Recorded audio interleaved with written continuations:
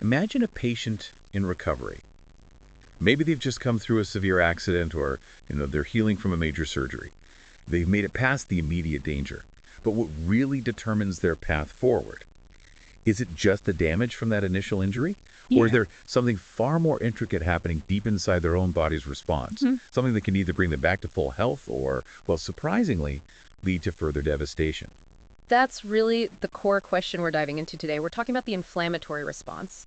It's a fundamental biological process that springs into action after an injury, an infection, or even systemic stress like hypothermia or, say, a sudden drop in blood pressure. Right. Locally, it's absolutely essential for healing. Think of how a cut heals. But when this response goes haywire, when it becomes dysregulated and inappropriate across the whole body, it can be catastrophic. So for surgeons especially, truly understanding how this inflammatory process starts, how it's kept in check, and maybe how it can get out of control. What isn't just academic? It's critical for how they treat every patient. They see the entire spectrum, from a healthy local reaction to surgery all the way to systemic inflammatory response syndrome, or SIRS, then maybe escalating to multi-organ failure, and even into what's now recognized as chronic critical illness. And what's truly fascinating is how interconnected all these processes are. Our mission in this deep dive is really to give you, our listener, a mastery-level understanding of this intricate immune system. We're going beyond the basics, exploring the cellular players that act like a, specialized army, the signaling molecules that serve as their messengers, the surprising neural connections that link your brain directly to your immunity, and even the historical and genomic insights that are fundamentally changing how we approach critical illness. It's quite profound, really. Okay, let's start with this core idea then. Inflammation as the body's double-edged sword. The body's double-edged sword. Understanding inflammation. So when we talk about the inflammatory response, it's definitely not a simple on-off switch. It's an incredibly complex, orchestrated effort involving multiple cellular pathways all working, at the same time.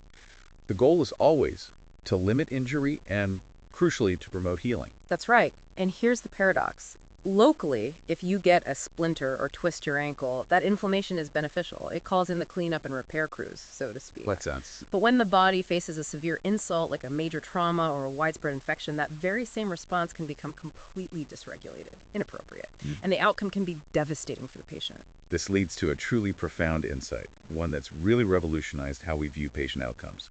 It's become crystal clear that the body's own response to the initial injury is often just as important, if not more important, in determining a patient's recovery as the initial injury itself. It's not just about how bad the accident was. It's about how the body reacts to it. And this raises an important question. Why does this matter so much to surgeons? Well, think about it. Surgeons are constantly navigating both acute and chronic inflammatory responses.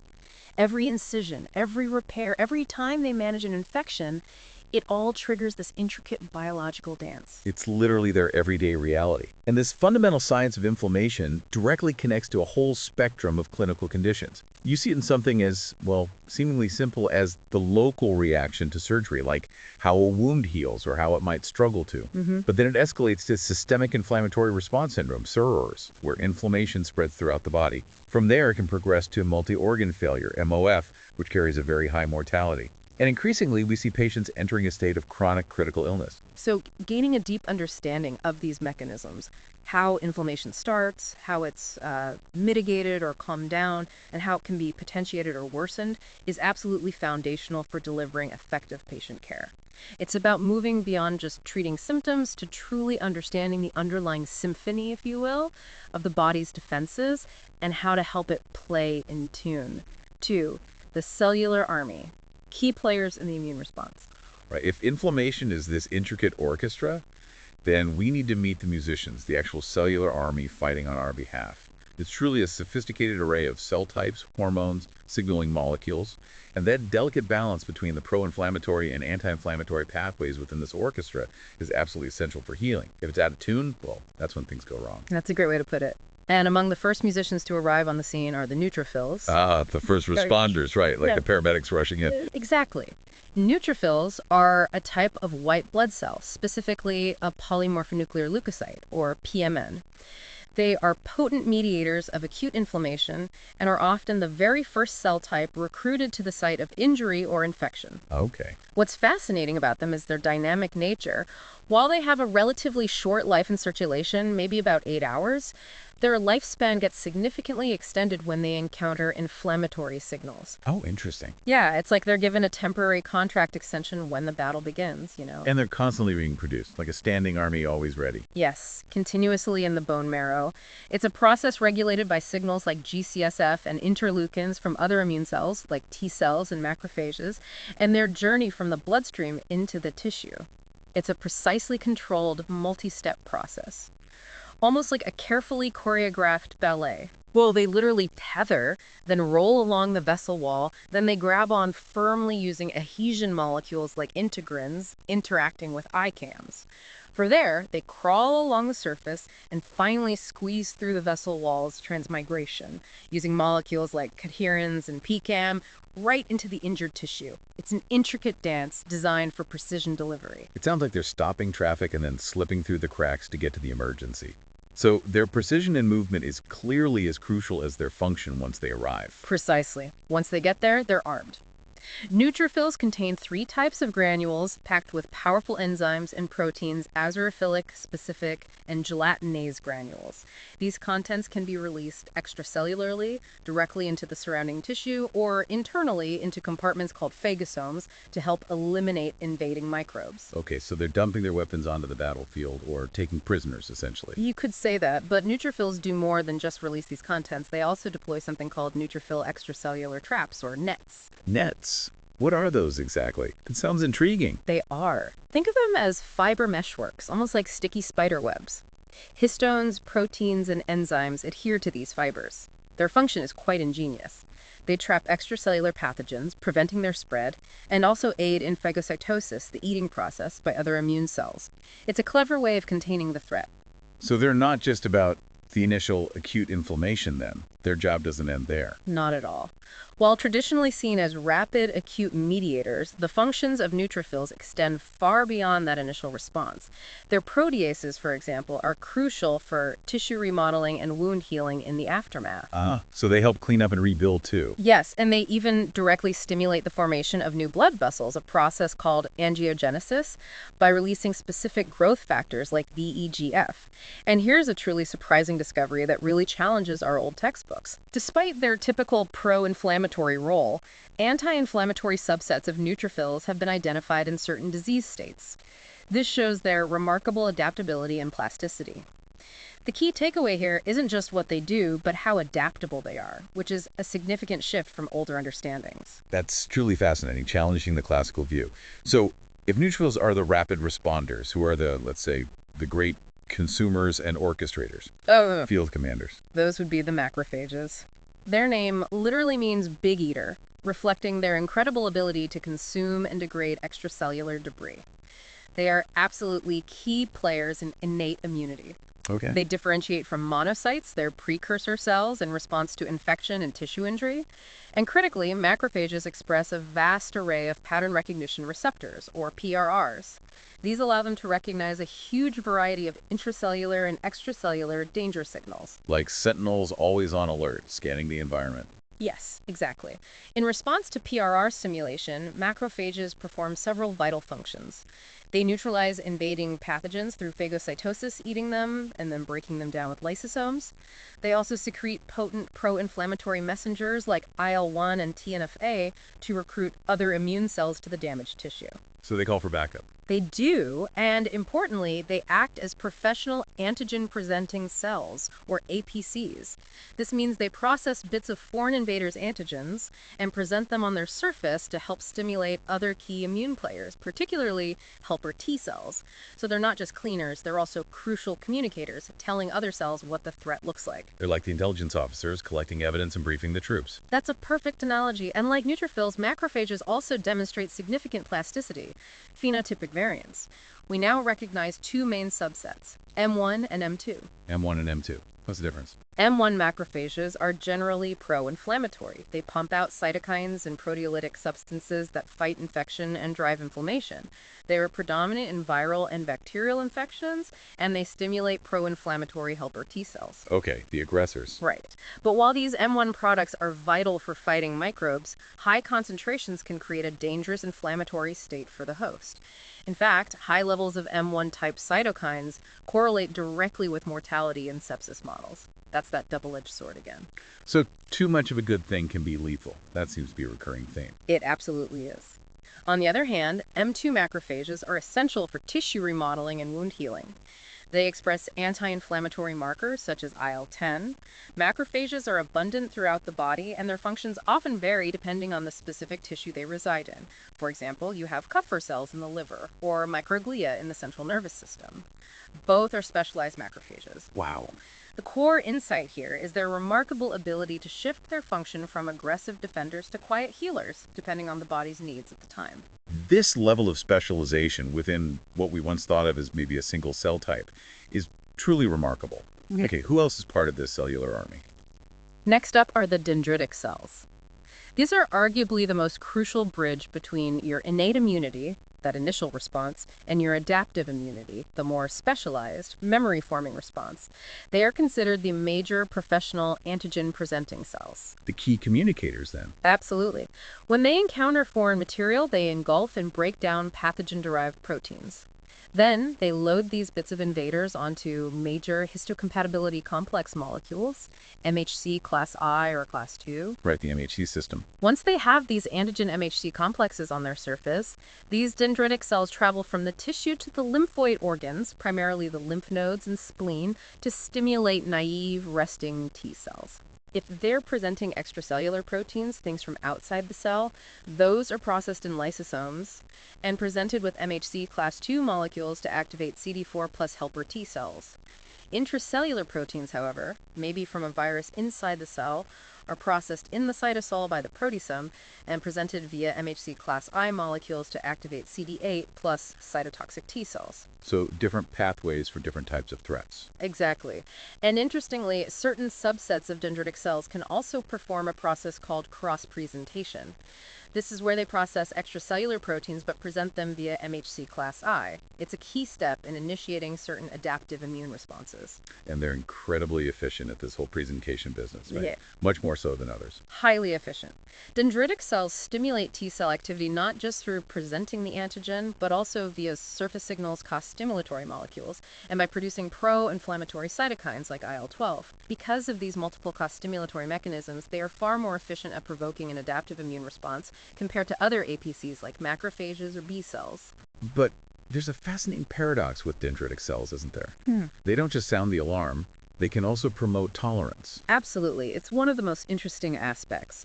While they're experts at provoking an immune response, dendritic cells also process self-antigens, your body's own components, and harmless environmental antigens. When they present these types of antigens to a naive T cell, it can actually induce regulatory T cells, or TREGs. Your peacekeepers. Exactly. These are immunosuppressive cells essential for maintaining immune tolerance and preventing the body from attacking itself. Disorders in this pathway can lead to autoimmunity or allergic responses. This ability to use similar machinery both to mount an active immune response and to induce tolerance is a truly interesting paradox. And it's a major area of interest in cancer immunobiology because tumor cells are masters at evading the immune system, often by inhibiting dendritic cell function. Wow. The core insight here is their dual capacity to either ignite a response or calm it down, highlighting the delicate balance required for immune health. Okay, moving on to the adaptive commanders, the T cells. These are the specialists. T and B lymphocytes are the primary effector cells of the adaptive immune system. T cells specifically are the primary effector cells of the cellular immune response, while B cells, as we'll discuss, primarily mediate the humoral or antibody-based response. T cells are unique in their ability to recognize specific antigens, rapidly expand into a massive army clonal expansion, and they're essential for developing immune memory. Memory being key. Absolutely. This means the next time you encounter that same pathogen, your immune system remembers it and responds much faster and more effectively.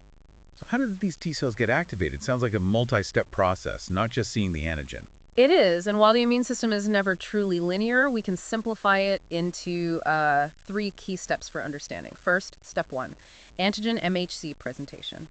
As we discussed, mature dendritic cells present these antigen MHC complexes to naive T cells. Antigens from inside your cells, typically presented via MHC class I, activate CD8 plus cytotoxic T cells, and MHC class I molecules are found on pretty much all nucleated cells.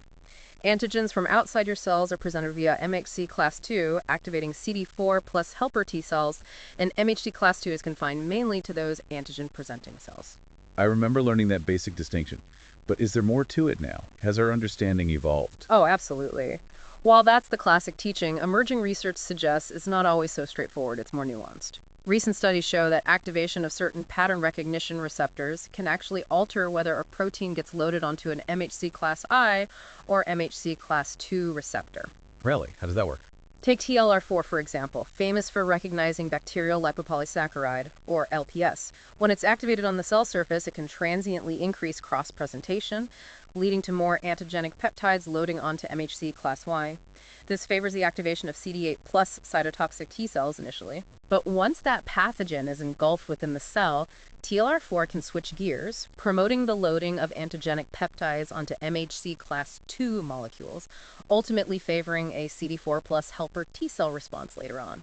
It really highlights the incredible, almost strategic complexity beyond what we used to think was a simple, fixed pathway. Wow, so the cell can kind of decide which arm of the T cell response to prioritize based on where and how it sees the danger. It seems that way. It's very dynamic. So once the antigen is presented and the T cell has that basic recognition, what's step 2? Good question. Step 2 is co-stimulation. Because even self-antigens can sometimes be presented on MHC molecules, presentation alone isn't enough to fully activate the adaptive immune pathway. You need confirmation. Think of it like a second handshake. Absolutely necessary for full T cell activation. Safety check. Precisely.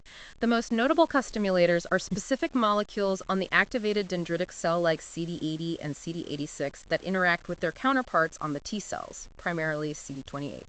This interaction lowers the activation threshold and promotes the crucial production of IL-2, which is a vital T cell growth factor. It fuels their expansion. Okay, antigen plus confirmation. And finally, step 3. Step 3 is the cytokine milieu. The presence of specific cytokines, those messenger proteins, is essential for full T cell activation and, critically, for directing what kind of T cell it becomes.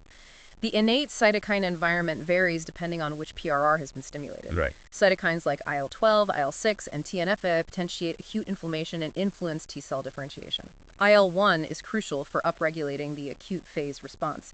Interferon type 1 drives an antiviral response, activating CD8 plus cytotoxic T cells. To the CD4 plus helper T cells, the cytokines really dictate their specialization. Exactly. Specific cytokines push them down different paths. For example, IL-12 promotes differentiation into Th1 cells. IL-4 promotes Th2 cells. A combination of IL-6 and TGF-4 promotes Th17 cells. And in the absence of infection, TGF can also promote the differentiation of those regulatory T cells, the Tregs. So T cell activation requires antigen MHC presentation, that necessary second handshake of co-stimulation, and then the right surrounding cytokine environment to truly direct their function and specialization. So many specialized T cell types. Th1, Th2, Th17, Tregs. Can you briefly remind us what they all do? Sure. Each activated T cell produces a unique profile of cytokines to elicit various downstream effects. Among the CD4 plus helper T cell lineage, the best characterized are Th1, Th2, and Th17 cells. Th1 cells primarily fight intracellular pathogens like viruses. They do this by upregulating IFN and propagating inflammation. Okay, the intracellular specialist. Right. Th2 cells, on the other hand, tend to clear extracellular pathogens and mediate allergic responses through the production of IL-4, IL-5, and IL-13. A healthy immune response is heavily influenced by the balance between these Th1 and Th2 cells. Getting that balance right is crucial. And Th17 cells. They seem to pop up in autoimmunity discussions. They do. Th17 cells differentiate in response to extracellular pathogens and fungi. They are frequently implicated in autoimmune disorders. And interestingly, in chronic inflammatory states, Th17 cells can actually acquire characteristics of Th1 cells, driving IL-17 production and further inflammation. And the Tregs. Peacekeepers. Regulatory T cells, or TREGs. These are another class of CD4 plus helper T cells, and they are absolutely essential for developing immune memory and, critically, tolerance to your own self-antigens. They produce potent anti-inflammatory cytokines like IL-10 and TGFL, acting as the immune system's brakes, preventing overreaction. Okay, and finally the CD8 plus cells. The CD8 plus cytotoxic T cells. These are the direct killers. They identify and destroy virus-infected cells and tumor cells. They also produce IFNDO, contributing to the inflammatory milieu. Understanding these intricate cellular players isn't just, academic. It has direct clinical consequences.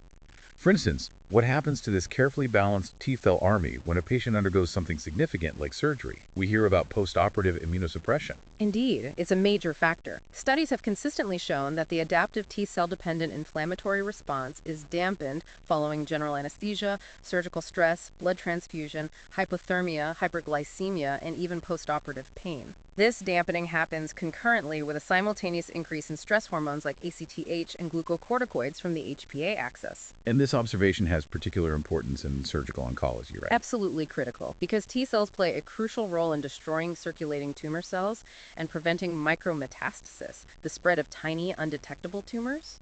If their function is suppressed post-surgery, it could have significant implications for cancer recurrence. That's concerning. Is there direct evidence for this?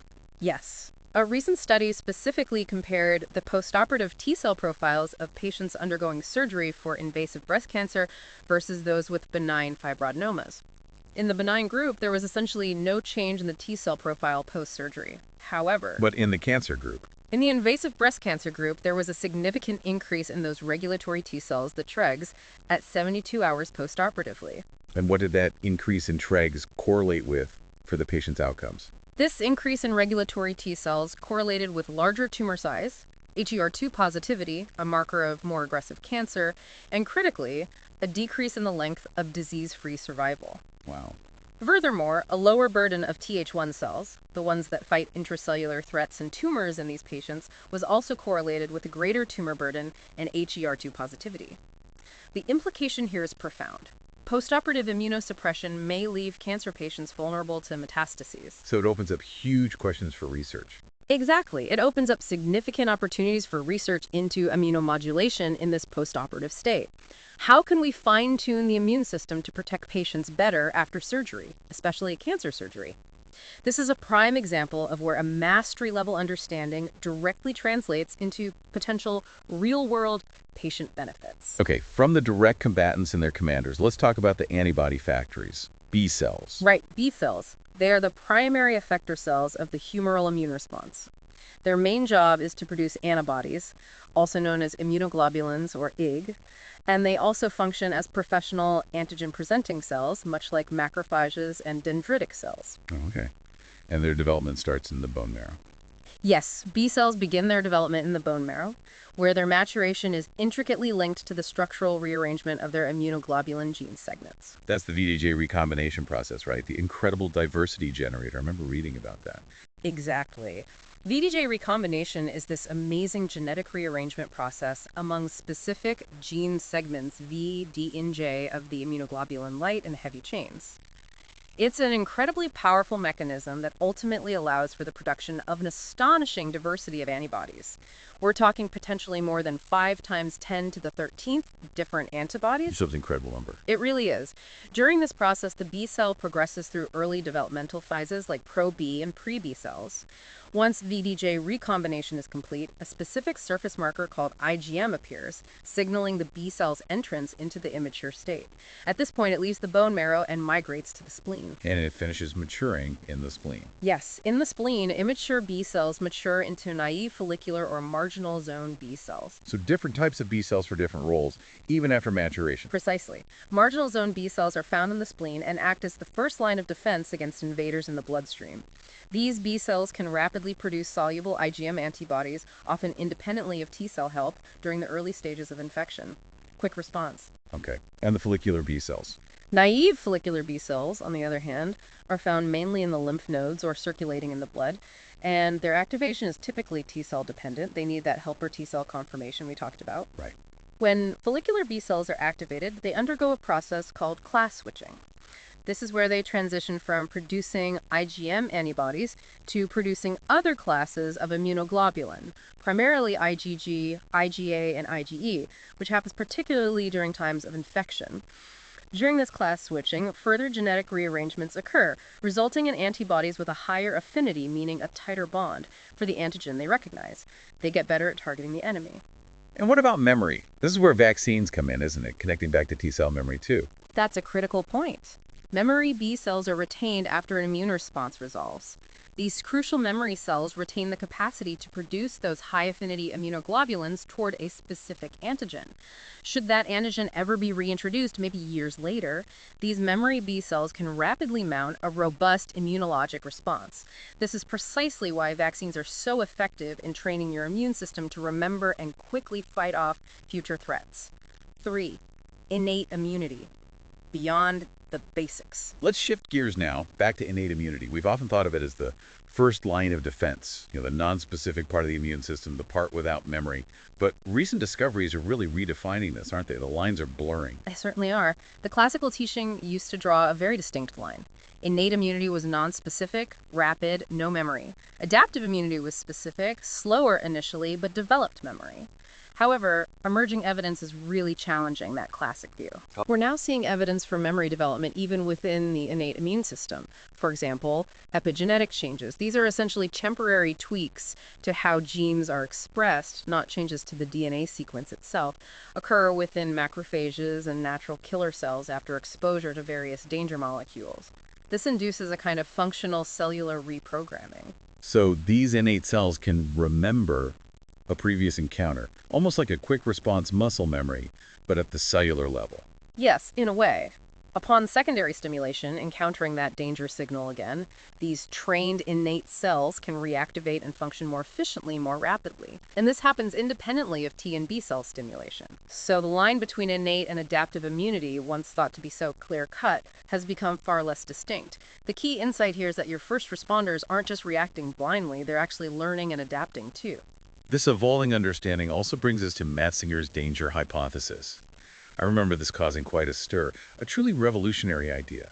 Absolutely pivotal. The traditional self-non-self theory, which basically said the immune system only activates against foreign things, actually struggled to explain many phenomena. For example, why doesn't the body mount a strong immune response to a developing fetus, which is technically non-self? Right, or commensal bacteria in the gut. Exactly. Or why do cancer cells, which are also non-self but originate from within, sometimes evade the immune system? Matzinger's danger hypothesis largely supplanted this old idea. Its core concept is that immune system activation and propagation are more dependent on cellular damage signals, signs of danger, than solely on the presence of foreign substances. So it's about detecting danger rather than just foreignness. That makes intuitive sense for things like sterile injury. Precisely. Cellular damage is communicated by danger signals known as danger-associated molecular patterns, or DAMPs, also sometimes called alarmins. Danger signals specific to foreign pathogens are still called pathogen-associated molecular pattern, or PIM-EMPs. Okay. The initial danger hypothesis suggested that alarmins were passively released during cellular necrosis, that's uncontrolled cell death, when cells basically burst open and spill their contents. Importantly, these alarmins are typically confined to the intracellular space and are not usually released during programmed cellular death or apoptosis, which is a much cleaner process. But the understanding of damp release has evolved further, right? It's not just passive spilling. Yes.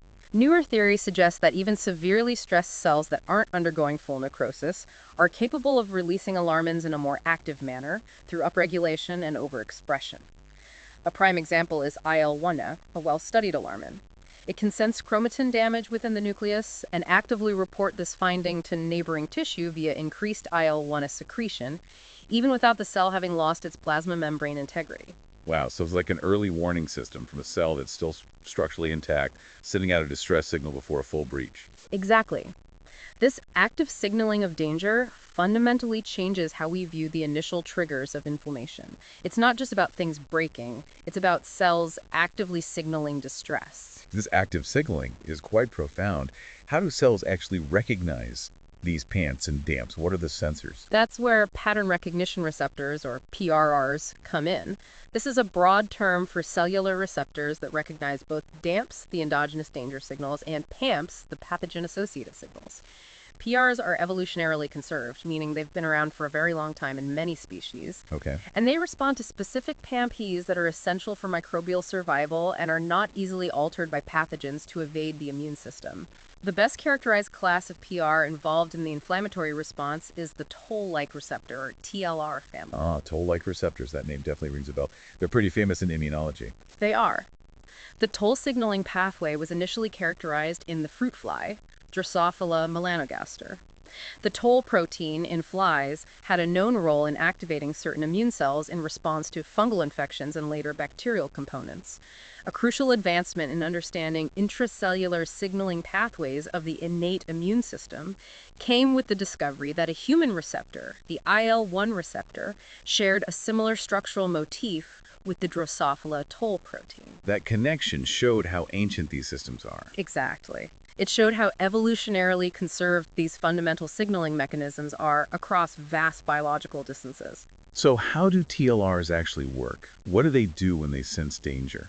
Think of TLRs as the body's little security cameras or sensors. They're transmembrane proteins, meaning they span the cell membrane, with a part sticking outside or inside an endosome to scan for danger signals, and a part inside the cell to transmit the signal. They're expressed on the cell surface or within those internal compartments called endosomes. When a TLR binds its specific DAMP or PAMP ligand, it typically pairs up with another TLR dimerization.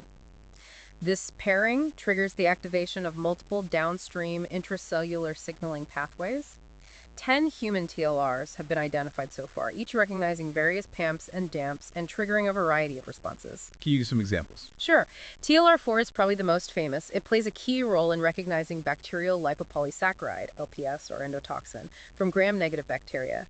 But it also recognizes endogenous alarmins like HMGB1 and certain heat shock proteins. It's heavily involved in sterile inflammation too, like in ischemia or reperfusion injury where tissue damage occurs without infection. Yeah. Other TLRs, like TLR1, TLR2, and TLR6, recognize other bacterial components like lipoproteins. TLR3 recognizes double-stranded RNA, a common feature of viruses.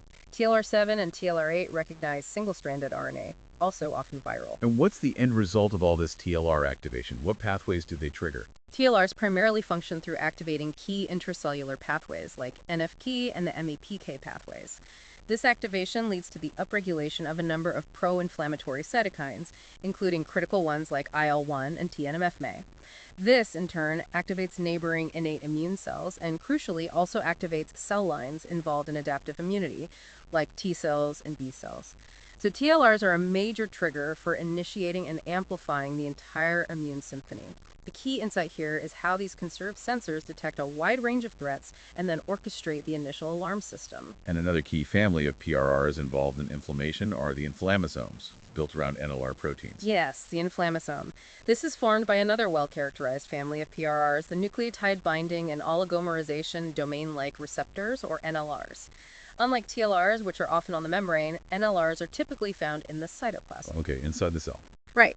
NLRs assemble in the cytoplasm to form this key intracellular structure, the inflammasome. They complex with other proteins, like ASC, to form this multi-protein platform. This structure plays an essential role in regulating sterile inflammation. Inflammation not caused by infection, but by endogenous alarmins from cellular damage, as well as activating the innate immune response via recognition of foreign PMPs. What's the most studied inflammasome? Which one gets the most attention? The best studied NLR is NLRP3. Once an NLRP3 inflammasome has been primed, often by an initial signal like LPS via TLR4, that's signal 1, it then needs a second signal to fully activate.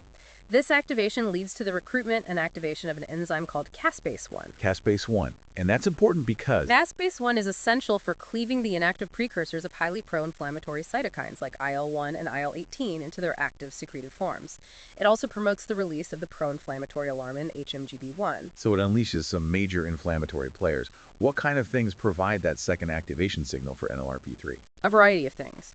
Endogenous factors that can activate the primed NLRP3 inflammasome include low oxygen levels, hypoxia, components of the complement system, reactive oxygen species, those damaging molecules produced during stress, even things like oxidized LDL cholesterol, amyloids found in neurodegenerative diseases, and misfolded proteins. Wow, a diverse set of triggers. It really shows how the inflammasome acts as a general sensor of cellular stress and damage. It plays a key role in the sterile inflammatory processes that accompany metabolic diseases like type 2 diabetes, atherosclerosis, and neuroinflammatory disorders. There's even emerging evidence suggesting that the NLRP3 inflammasome plays a role in heart muscle dysfunction associated with sepsis, known as sepsis-associated cardiomyopathy. The real insight here is how your body can recognize danger from within itself, even without infection, and trigger a powerful inflammatory response via these inflammasomes. So many pathways converging on inflammation. And HMGB1, that's another important danger signal you mentioned, correct?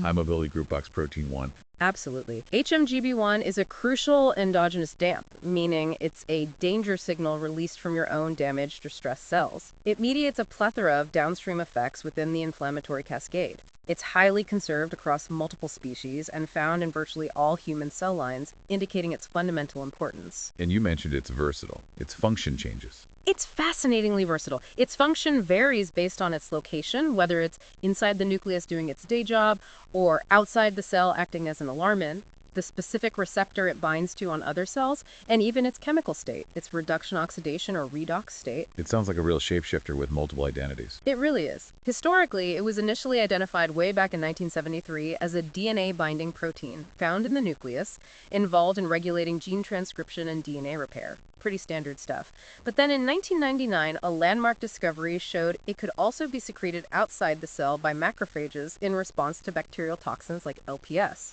And crucially, it was identified as a key late mediator of lethal endotoxemia, a severe form of sepsis. That changed everything. So it has a normal job inside, Yeah. but becomes a danger signal outside. Yeah. How does it get out? Right. Within the nucleus, HMGB1 helps organize DNA and regulate genes.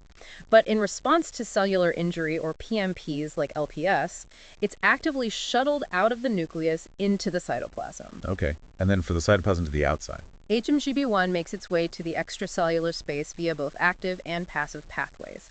In cells undergoing necrotic death, that uncontrolled bursting, the release of HMGB1 is nearly instantaneous and passive. It just spills out. Right. But in stress cells that aren't quite necrotic, a slower, more active release of a modified form of HMGB1 occurs via a process called pyropoptosis. This is a programmed but pro-inflammatory form of cellular death that requires a functioning inflammasome and activated caspase-1. Connecting back to the inflammasome. Exactly. Once it's extracellular, HMGB1 acts as a potent alarmin.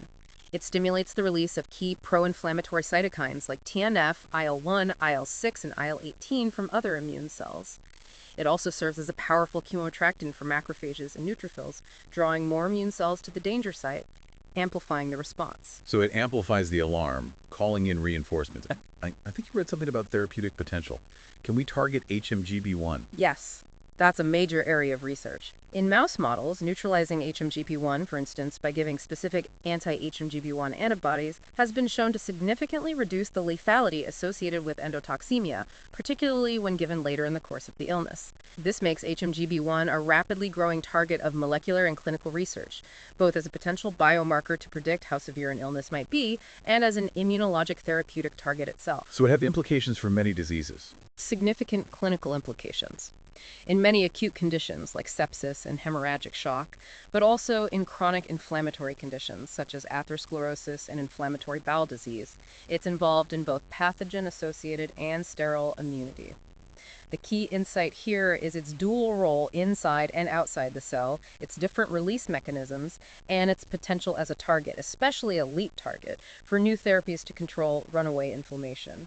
Speaking of all these signaling molecules, let's talk more broadly about cytokines, the immune system's messengers. Cytokines are small proteins that essentially direct and orchestrate the inflammatory response through a variety of local and systemic effects. Individual cytokines typically achieve either pro-inflammatory or anti-inflammatory effects by inducing specific intracellular signaling pathways that influence gene expression within the target cell. And they can act locally or systemically. Yes. They can act in an autocrine fashion, signaling back to the very cell that produced them. They can act in a paracrine fashion, signaling to neighboring cells. Or they can even act in an endocrine fashion, traveling through the bloodstream to act on distant cells and organs. It's like a complex communication network using different ranges. And the understanding of cytokines, particularly in sepsis, has really evolved, hasn't it? The old model was too simple. Absolutely. Historically, maybe 20, 30 years ago, it was thought that early deaths in sepsis were primarily due to an overwhelming pro-inflammatory response, that cytokine storm, while later deaths were attributed to a subsequent diminished immune response, an anti-inflammatory state, later termed CARS, that allowed the infection to overwhelm the host. A sequential process. Right. But many studies since then have shown that the acute inflammatory response is far more complex. It's actually a dynamic balance between pro-inflammatory and anti-inflammatory mediators that are coexisting and working in tandem, often right from the very beginning of the insult. So it's not a sequential on-then-off switch, but rather a simultaneous balancing act, maybe leaning one way or the other at different times. Precisely. It's a much more integrated and simultaneous process. Let's look at some of the key players, the pro-inflammatory ones first. TNFO and IL-1 sound like major early culprits. They are. TNFS and IL-1 are considered hyperacute mediators. They exhibit their effects very rapidly, typically within 1 to 2 hours of injury or infection. Their plasma levels peak quickly, and they have very brief half-lives, measured in minutes. So they hit hard and fast. Exactly. These two are extensively studied because they play a role in nearly all inflammatory responses, from sepsis and trauma to autoimmune diseases. And they really drive that initial strong systemic response. What do they actually do? Yes, they have an enormous initial impact. TNFS and IL-1 have many overlapping and synergistic functions. They are pyrogens, meaning they mediate fever. They act on macrophages to promote increased macrophage production, activity, and survival, so they amplify their own source in a way. A positive feedback loop? In turn, they prompt macrophages and other cells to secrete other pro-inflammatory cytokines like IL-6 and IL-8, further amplifying the cascade. They also upregulate adhesion molecules on the endothelial cells lining blood vessels. This makes the vessels sticky, allowing immune cells like neutrophils to adhere and then squeeze through into the tissue. Facilitating recruitment. Yes. Together, IL-1 and TNFA are primary culprits in the procoagulant state, the tendency to form clots seen with acute inflammation. They induce endothelial cells to express procoagulant factors. They also activate the stress hormone system, the HPA axis, increasing cortisol production. Wow, they do a lot. They really do. In fact, simply infusing TNFO or IL-1 alone into experimental animals can produce an inflammatory state nearly indistinguishable from full-blown septic shock. That shows how powerful they are.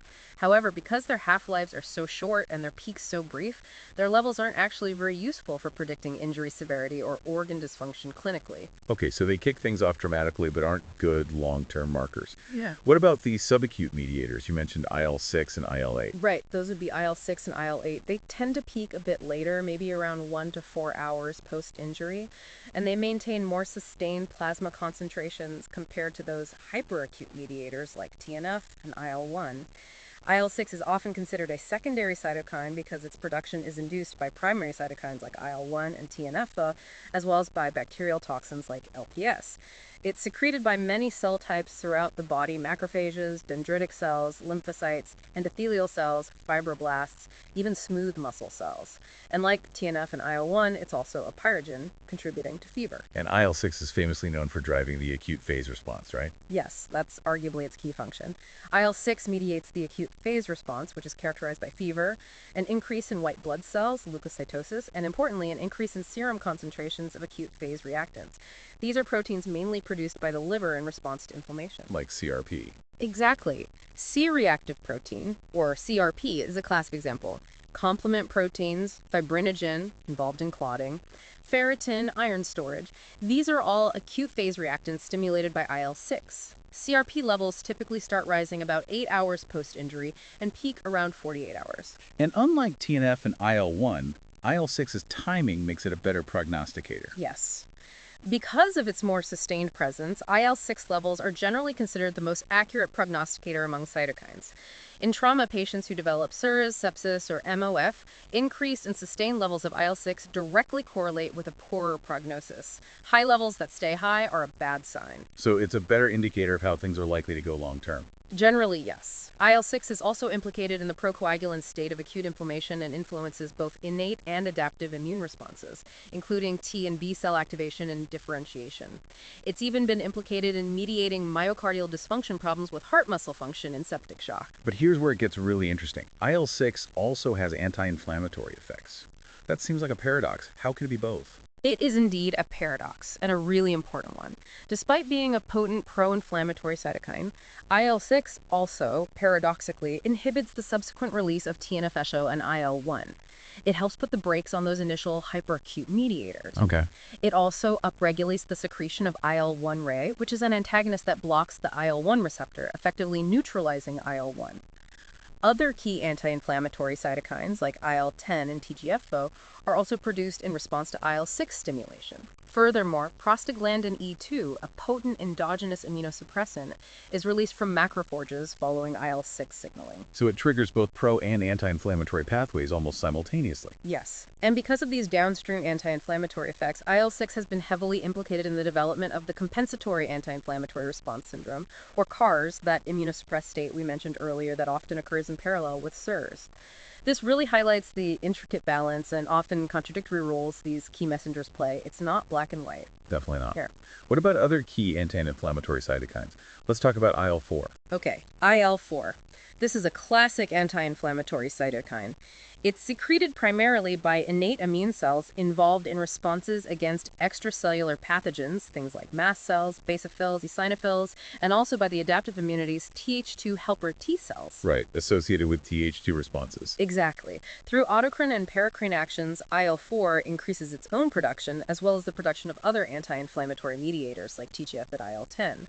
It promotes the differentiation of naive T cells into the Th2 phenotype, which, as we discussed, drives humoral B-cell-mediated immune responses, and importantly, it antagonizes the Th1 cell-mediated cytotoxic immune response. It tips the balance away from cell killing towards antibody production. Interesting. Any other roles for IL-4? One particularly interesting finding is its potential neuroprotective role. Following central nervous system injury, a population of IL-4 producing T cells appears at the injury site.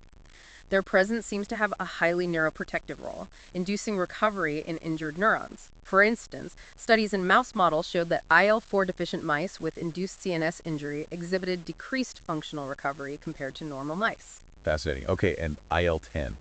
Another major anti-inflammatory player, often mentioned alongside CARS. Yes, IL-10 is a crucial anti-inflammatory cytokine. It's a protein produced by both innate immune cells like monocytes, macrophages, and natural killer cells, and adaptive immune cells, specifically lymphocytes, including Tregs and some B cells. Its primary function is to downregulate the expression of pro-inflammatory cytokines such as TNF-A, IL-1, IL-6, and IFNL. So it broadly dampens the pro-inflammatory side. It does.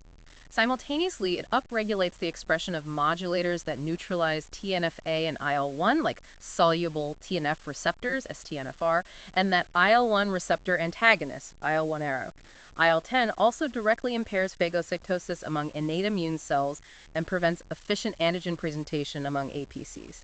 It essentially dampens down multiple aspects of the overall immune response. But there's a paradox with IL-10 too, isn't there?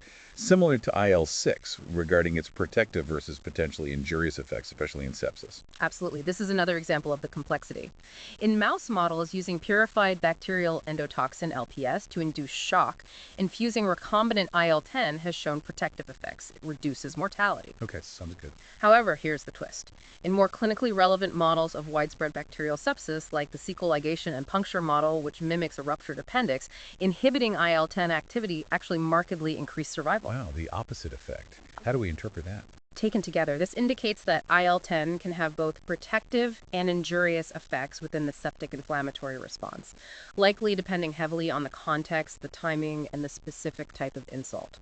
It has been proposed that IL-10 might play a key role in the transition from an early, potentially reversible state of sepsis to a late, irreversible, immunosuppressed state where the body can't clear the infection. So, too much anti-inflammatory dampening driven by IL-10 could actually be detrimental in the long run by preventing effective clearance of the infection. That's the thinking. It's all about finding that delicate balance, which is incredibly difficult therapeutically. Definitely. It really underscores the challenge.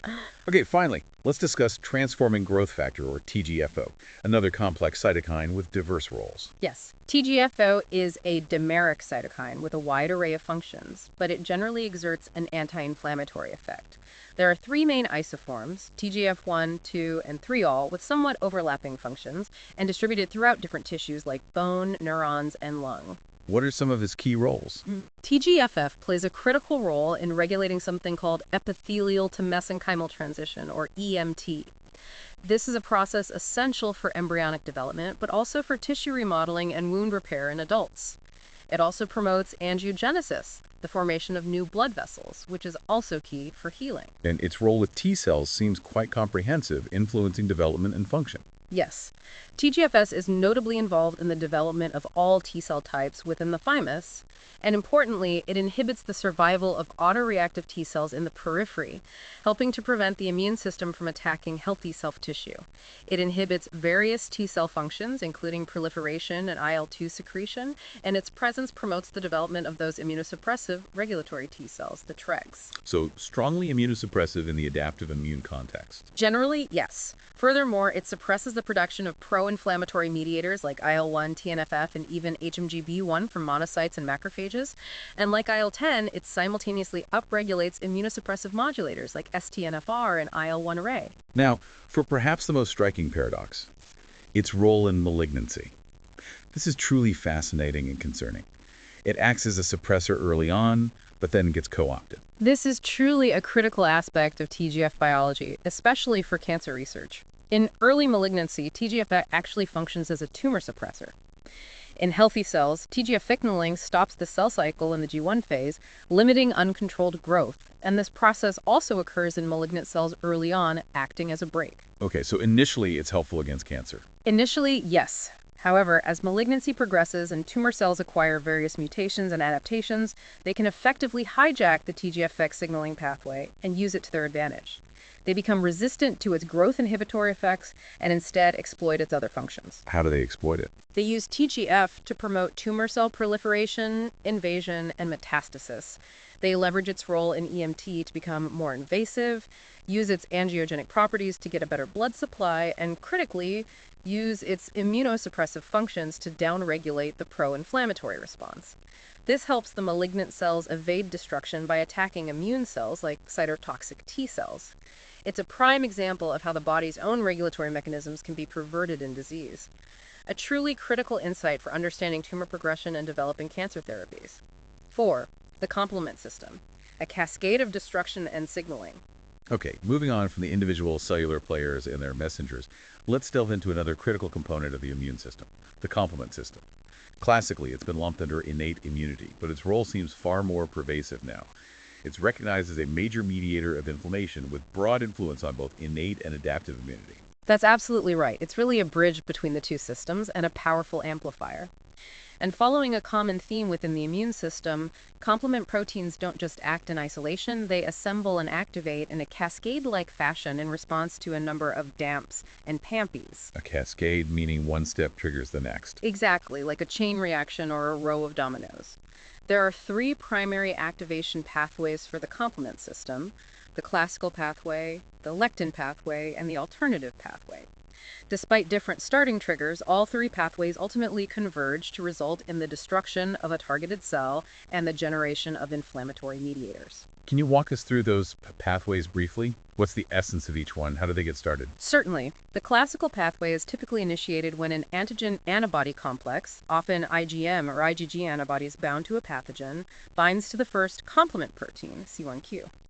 Interestingly, C1q can also be bound by other molecules, like C-reactive protein or serum amyloid P, linking it to the acute phase response. Okay, so antibody-driven mainly. What about the lectin pathway? The lectin pathway proceeds very similarly to the classical pathway once activated, but the initial trigger is different.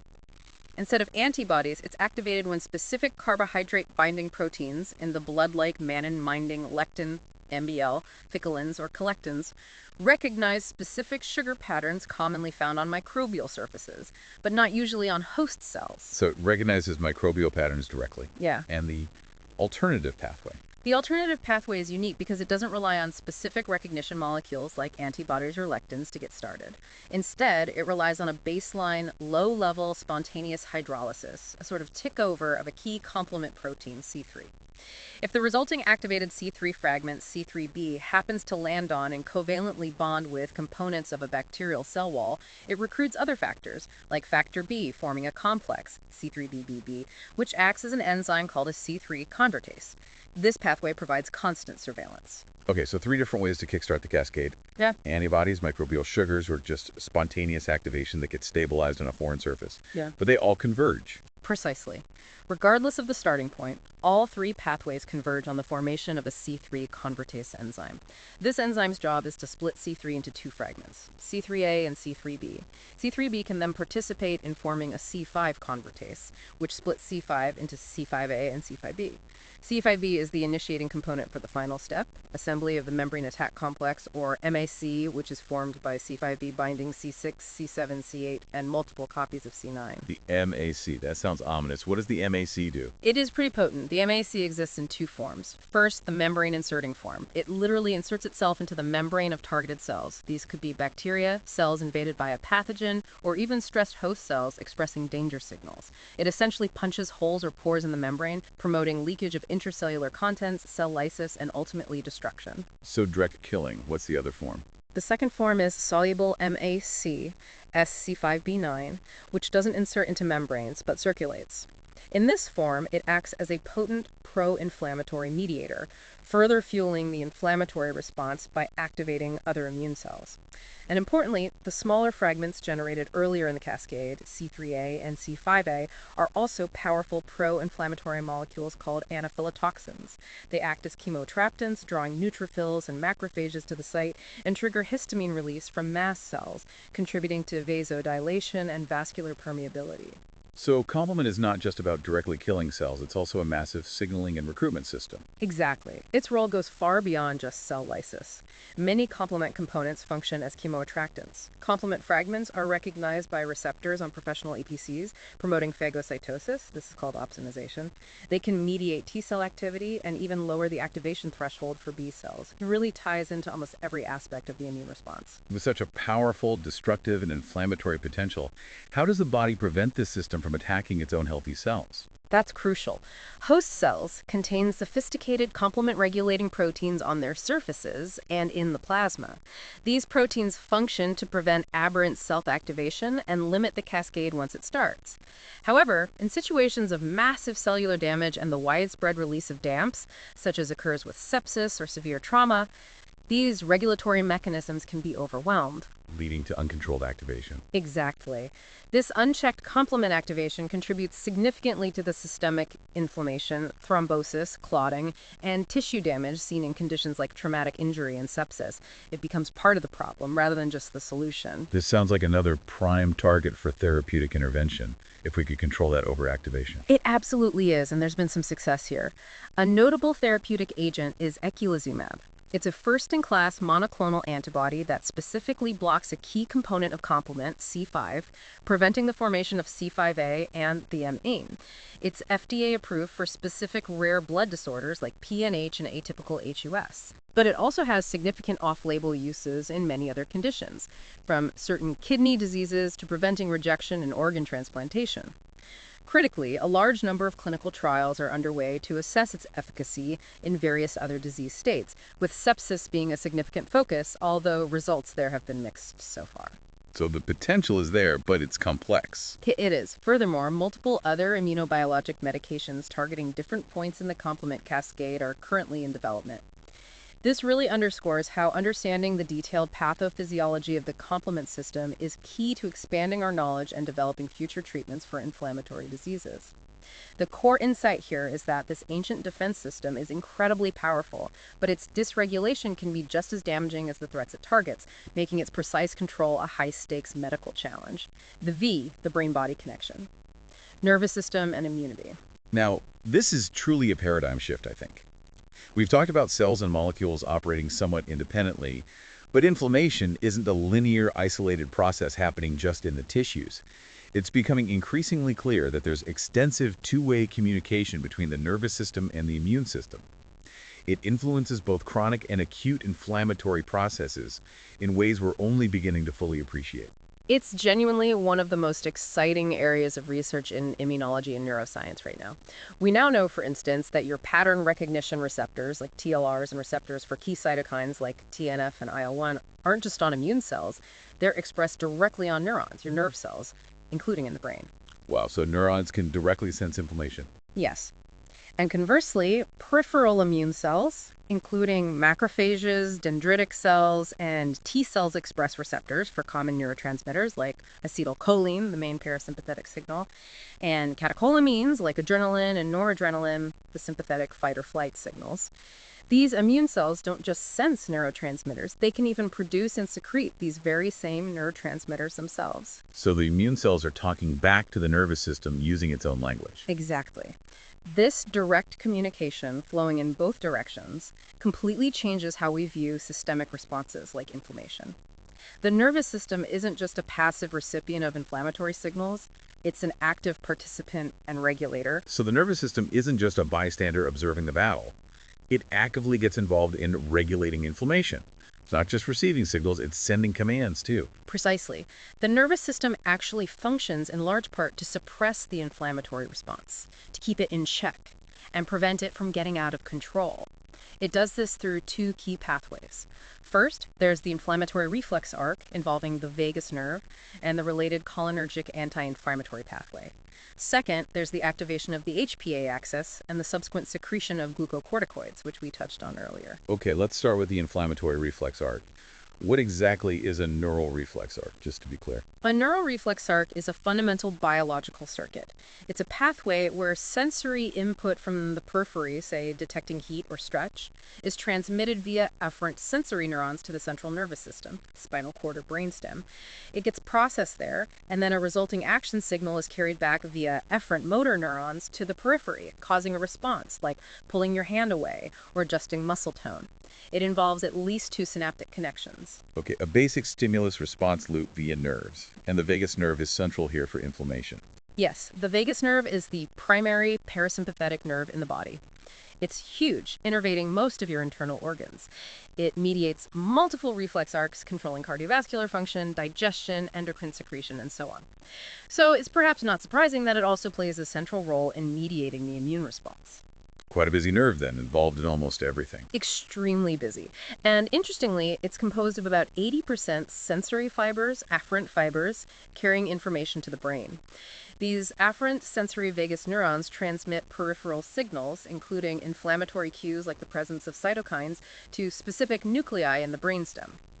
The efferent motor vagus neurons then project back out to the periphery, primarily signaling via the neurotransmitter acetylcholine, both at pre- and postganglionic junctions. These vagal neural arcs related to inflammation are integrated in the brain within the dorsal vagal complex. In addition to these direct reflex arcs controlling inflammation, inflammatory signals carried via the vagus nerve also play a role in mediating the fever response and regulating the HPA axis, that stress hormone system. So the vagus nerve directly communicates the presence of inflammation to the brain, and the brain then uses the vagus nerve again, the efferent part, to tell the immune system how to respond. Like a closed-loop feedback system. Exactly. That's the concept of the inflammatory reflex. For neural regulation of the innate immune system, we know sensory neurons in the periphery express several types of PRRs, including receptors for IL-1 and TNF, allowing them to directly sense inflammation and communicate this to the nervous system via the vagus nerve. Okay. Additionally, specialized clusters of cells associated with the vagus nerve, called vagal paraganglia, contain chemosensory cells that seem to serve as specific mediators, relaying signals between immune cells and neurons. The vagus nerve participates in what we call the cholinergic anti-inflammatory pathway. Cholinergic meaning acetylcholine related. Yes. When peripheral vagal nerve endings are stimulated by pro-inflammatory mediators like TNF or IL-1, it results in an increase in outgoing efferent vagal nerve signals. These signals, mediated by acetylcholine, act to downregulate the production of TNFO and other pro-inflammatory cytokines by immune cells, particularly macrophages. This pathway has been demonstrated to suppress excess inflammation in key organs like the liver, heart, pancreas, and the GI tract. And the spleen seems to be a particularly important site for this vagal regulation. It is indeed a key site, especially for systemic inflammation. Many efferent motor vagal nerve fibers don't directly innervate immune cells in the spleen. Instead, they travel via the splenic nerve, which releases norepinephrine, a catecholamine. This norepinephrine acts on a specific subset of splenic T lymphocytes that happen to express an enzyme called choline acetyltransferase, or CHAT. So these T cells can make an acetylcholine. Exactly, they're called CHAT-expressing T lymphocytes. The acetylcholine produced by these specific T lymphocytes then acts upon a receptor called the I7 nicotinic acetylcholine receptor, IS7S-HER, which is present on macrophages within the spleen. Okay, a slightly indirect route. Vagus splenic nerve, norepinephrine, specific T cell, acetylcholine, macrophage, IS7 receptor. Precisely. Activation of this IS7 receptor on macrophages inhibits key pro-inflammatory signaling pathways like NFB, while upregulating others like JA2-STAT3. It also seems to impair inflammasome function. The net result is a significant decrease in the transcription and release of pro-inflammatory cytokines like TNFA from these splenic macrophages. And the rodent models really illustrate the power of this splenic pathway, don't they? They're quite striking. In rodent models of severe bacterial endotoxemia, LPS injection, approximately 90% of the TNF released systemically in the early stages actually originates from macrophages in the spleen. 90%, wow. Yeah. In fact, surgically removing the spleen in this model is highly protective against death from endotoxic shock. Furthermore, directly stimulating the efferent vagal nerve fibers going to the spleen dramatically decreases systemic levels of TNF and is protective in sepsis models. This firmly establishes the spleen as a key site where the vagus nerve, via this inflammatory reflex, mitigates the pro-inflammatory state. So it's not just innate immunity. The vagus nerve also regulates the adaptive immune system through this reflex. Yes, evidence suggests it does. The inflammatory reflex arc has been directly linked to modulating antibody production by B cells, particularly following exposure to bloodborne antigens cleared in the spleen. For example, in response to infection with the bacterium Streptococcus pneumonia, vagus nerve signaling has been shown to promote the retention of specific B cells within the marginal zone of the spleen. Okay. B cells retained in this zone fail to migrate to the splenic red pulp, which is the typical site where robust antibody production occurs. So this retention leads to less overall antibody being produced against the infection. Which means less antibody production then, effectively dampening the adaptive humoral response. Precisely. Studies have even shown that daily treatment with a specific drug that acts as an agonist for that IS7 nicotinic receptor results in a 50% reduction of antibody production within the spleen during infection. So, by modulating immune cell trafficking, the architecture of lymphoid organs like the spleen and antibody production itself, the neural inflammatory reflex arc actually downregulates the humoral immune response to infection. It's a powerful systemic control mechanism keeping things in check. The core insight here is that the nervous system isn't just a communication highway. It's a direct regulator, actively dampening both innate and adaptive immune responses to maintain balance. Okay, moving on to the second major neuroimmune pathway, the neuroendocrine system, specifically the role of the HPA axis in glucocorticoids like cortisol. We often think of cortisol as purely anti-inflammatory, the body's natural stress steroid. But you mentioned there's a paradox here too. Absolutely. It's much more nuanced than just anti-inflammatory. The hypothalamic-pituitary-adrenal, or HPA axis, is the classic stress response system. It's activated in response to a wide variety of stress signals: physical injury, inflammation, infection, psychological stress, and it's responsible for the increase in glucocorticoids, primarily cortisol in humans, circulating in your body. And inflammation itself triggers this axis? Yes, strongly. Pro-inflammatory cytokines like TNFA, IL-1, and IL-6 act at all three levels of the HPA axis. They stimulate the hypothalamus in the brain to release corticotropin-releasing hormone, CRH. CRH then stimulates the anterior pituitary gland to release adrenocorticotropic hormone, ACTH. And ACTH travels through the blood to the adrenal glands sitting on top of the kidneys and directly stimulates them to release cortisol. So cytokines directly ramp up cortisol production. They do. And the vagus nerve plays a role here too. Direct input from those afferent sensory vagal fibers also signals the hypothalamus, prompting CRH release as part of the integrated stress response. Okay. And critically, cortisol itself creates a negative feedback loop, right? Yeah. To prevent runaway activation. Exactly. Cortisol signals back to the hypothalamus and pituitary to decrease the production of CRH and ACTH, respectively. This helps turn the system off once the stressor is waning. Additionally, cortisol directly acts on immune cells, leading to a decrease in the production of those pro-inflammatory cytokines, TNFs, IL-1, and IL-6, that initially stimulated its release. It dampens its own trigger. How does cortisol actually achieve these effects at the cellular level? What's the mechanism? Cortisol is a steroid hormone, so it's lipophilic, meaning it can easily cross the cell membrane. Glucocorticoids exert their effects by binding to the glucocorticoid receptor, or GR, which is a receptor found in the cytoplasm of nearly all cell types in the body. The ubiquity of the GR explains the incredible array of functions modulated by glucocorticoids, metabolism, mood, sleep, and of course, immunity. Upon binding cortisol, the GR is freed from associated chaperone proteins, like heat shock proteins. This activated cortisol GR complex then translocates, it moves into the nucleus. There it binds to specific DNA sequences called glucocorticoid response elements, GREs, or interacts with other transcription factors. Through these interactions, it either promotes or suppresses the transcription of many target genes. And the anti-inflammatory effects are significant. Yes. Classically, the production of IL-1, TNF-O, and IL-6 significantly decreases following glucocorticoid administration or binding. So does the production of key chemokines, recruitment signals, adhesion molecules needed for cell trafficking, inflammatory enzymes like COX2, and pro-inflammatory receptors. The GR also directly interacts with and inhibits the function of NFB, that major pro-inflammatory signaling pathway activated by TLRs, limiting its ability to turn on inflammatory genes. So it's a powerful break on multiple aspects of inflammation. It really is. At the cellular level, glucocorticoids also promote apoptosis, or programmed cell death, of certain white blood cells like basophils, eosinophils, and neutrophils, and also certain T lymphocytes, especially Th1 and Th2. Chronic exposure to glucocorticoids generally shifts the macrophage cytokine profile away from pro-inflammatory M1-like towards anti-inflammatory M2-like, and increases the macrophage's ability to perform phagocytosis, cleaning up debris. But you mentioned a paradox. They're not purely anti-inflammatory. This is where it gets complicated. This is where the complexity really comes in, challenging the simple view. Glucocorticoids are not purely anti-inflammatory. Their effects depend significantly on the context, the basal state of the immune system, the dose, the duration, and the specific cell type.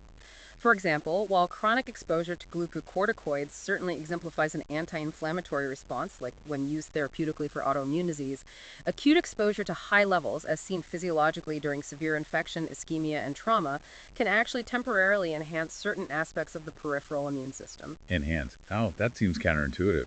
It does. Studies suggest glucocorticoids play a role in the transient expression of several innate immune response genes, including some TLRs. The cytokines produced in response to stimulation of these TLRs by DAMPs are then responsible for mediating an increase in pro-inflammatory IL-1, IL-6, and IL-8. So on one hand, acute stress and cortisol might increase the potential for these pro-inflammatory signals via TLRs, but then the cortisol also suppresses the cytokines themselves. That sounds contradictory. Exactly. Paradoxically, within these very same cells, glucocorticoids then act to downregulate the expression of those pro-inflammatory cytokines via the mechanisms we discussed, like inhibiting NF-Q. It's like hitting the gas and the brake at the same time, perhaps fine-tuning the response. Are there other examples of this pro-inflammatory paradox? Yes. Genome microarray studies have even suggested a synergistic function between a synthetic glucocorticoid, dexamethasone, and TNF-I. Cells co-treated with both exhibited a more robust secretion of serpin A3, which is actually a pro-inflammatory acute phase protein. Furthermore, the expression of NLRP3, a key component of the pro-inflammatory inflammasome, in macrophages is also upregulated in response to glucocorticoids in some contexts. So it's a really nuanced picture. What does this mean for the overall importance of glucocorticoids in inflammation? Are they good or bad?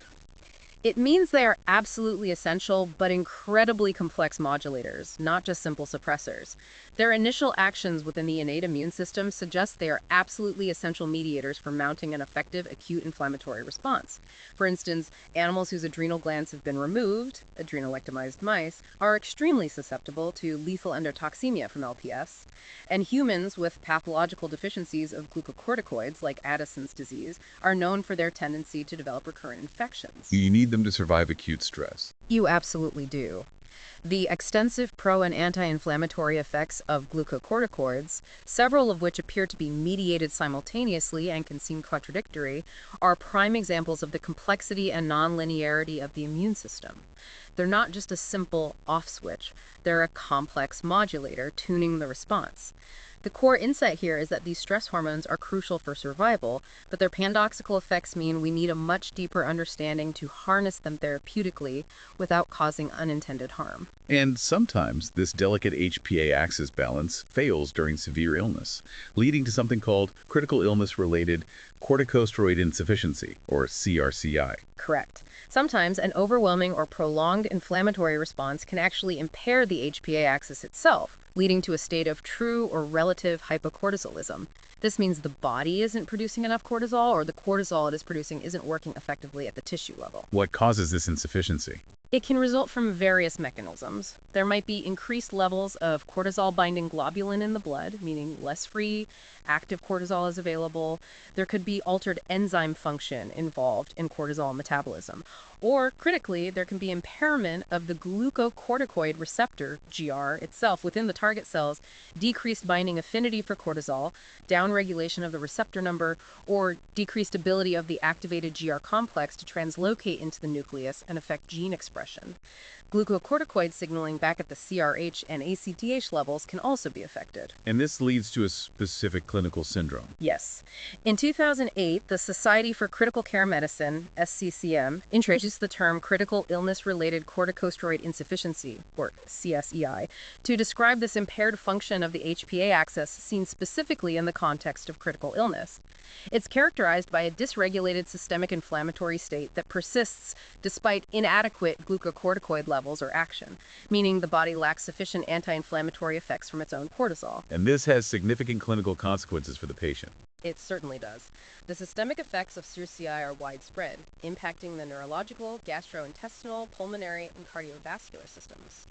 Signs and symptoms can include delirium, refractory hypotension, dangerously low blood pressure that doesn't respond to typical fluid resuscitation or vasopressor medications, an inappropriately elevated cardiac index, intolerance to enteral nutrition tube feeding, electrolyte imbalances, and persistent hypoxia, low oxygen levels.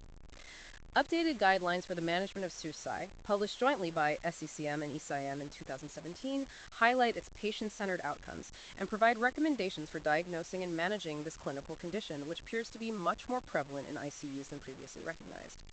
It represents a key area where understanding the HPA axis dysfunction can lead to targeted intervention in the critically ill. Sex, inflammation, and crisis. Critically ill patients. Let's really focus now on inflammation in the context of critically ill patients. This brings us to some important historical shifts in understanding how we even define these states. Historically, sepsis was really characterized fairly simply, right? As the inflammatory response resulting from a local infection transitioning to a systemic insult identified by widespread symptoms like fever, tachycardia, tachypnea. That's the classical view, originating from the idea of blood poisoning. But in the 1970s and 1980s, clinicians began to notice something important. Patients without an obvious infectious source could present with symptoms that look remarkably similar to sepsis. Major physiological insults like severe trauma, extensive burns, pancreatitis, even major surgery were observed to evoke a clinical picture suspiciously similar to sepsis. And often these patients responded to similar therapies like aggressive fluid resuscitation and supportive care. Which led to the term sepsis syndrome. Exactly. The term sepsis syndrome emerged to capture this broader group.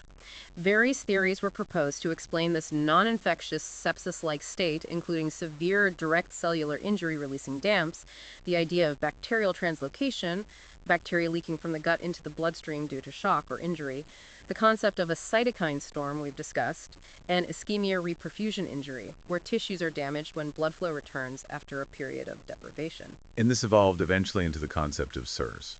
Yes.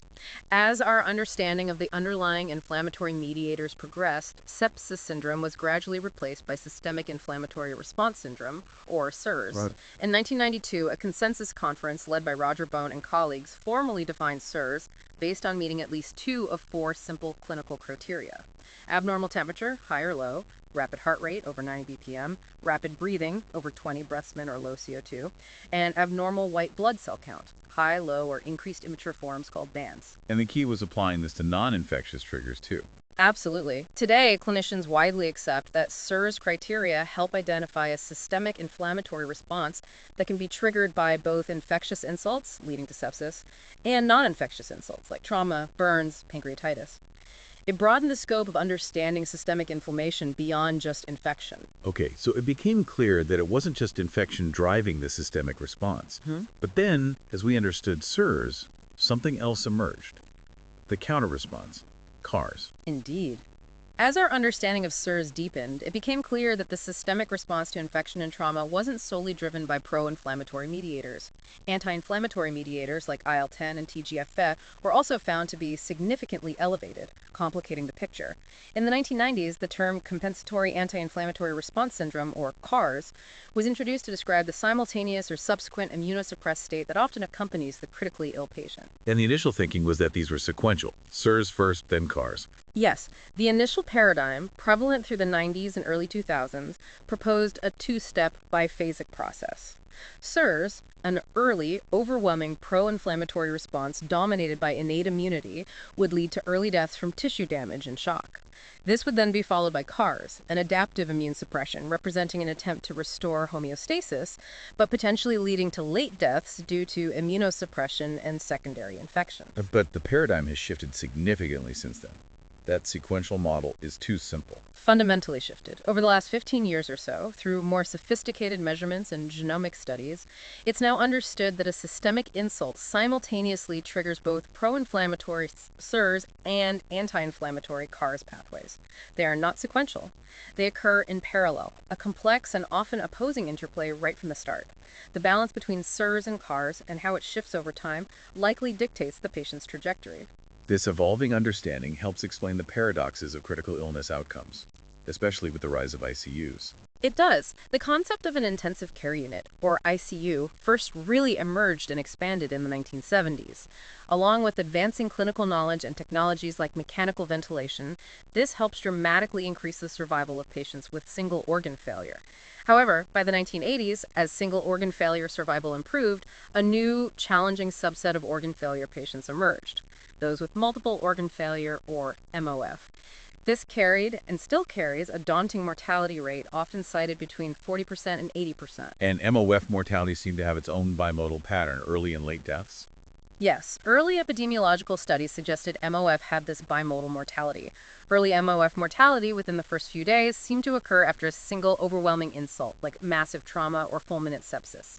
The one-hit model, or perhaps after a series of amplifying insults like initial trauma followed by surgery and then an infection, the two-hit model. Late MOF mortality, occurring perhaps weeks later, was often attributed to secondary hospital-acquired nosocomial infections.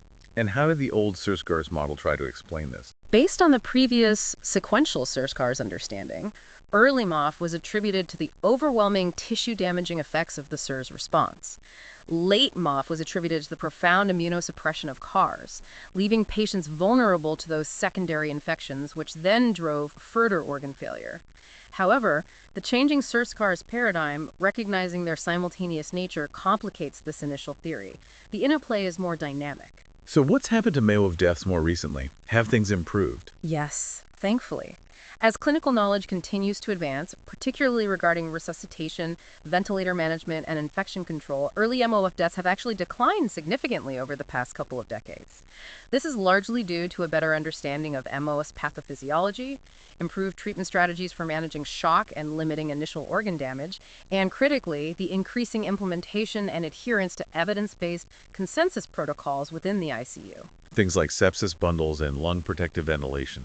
Exactly. Initiatives like the Surviving Sepsis campaign, the ARD-SNET protocols for mechanical ventilation, and broader ICU care bundles like the ABCD-EF bundle, addressing pain, breathing, sedation, delirium, mobility, family engagement, have made a real difference. Increased compliance with these protocolized strategies directly correlates with the decrease in mortality from early MOF. But what's the consequence of more people surviving early MOF? As fewer patients are succumbing to early MOF, more are surviving the initial catastrophic phase, but transitioning into a state of prolonged organ dysfunction and dependence on ICU care. This is chronic critical illness. Patients who survive early MOF seem to follow one of two paths. Either they rapidly restore immunologic balance and recover organ function, or they continue in a state of persistent immune dysregulation, transitioning from acute to chronic critical illness. This increasing phenomenon has led to the recognition and study of a new clinical entity, the persistent inflammation, immunosuppression, and catabolism syndrome, or PICS. Okay, before we get to PICS, let's delve a bit more into SIRS itself, this systemic overdrive.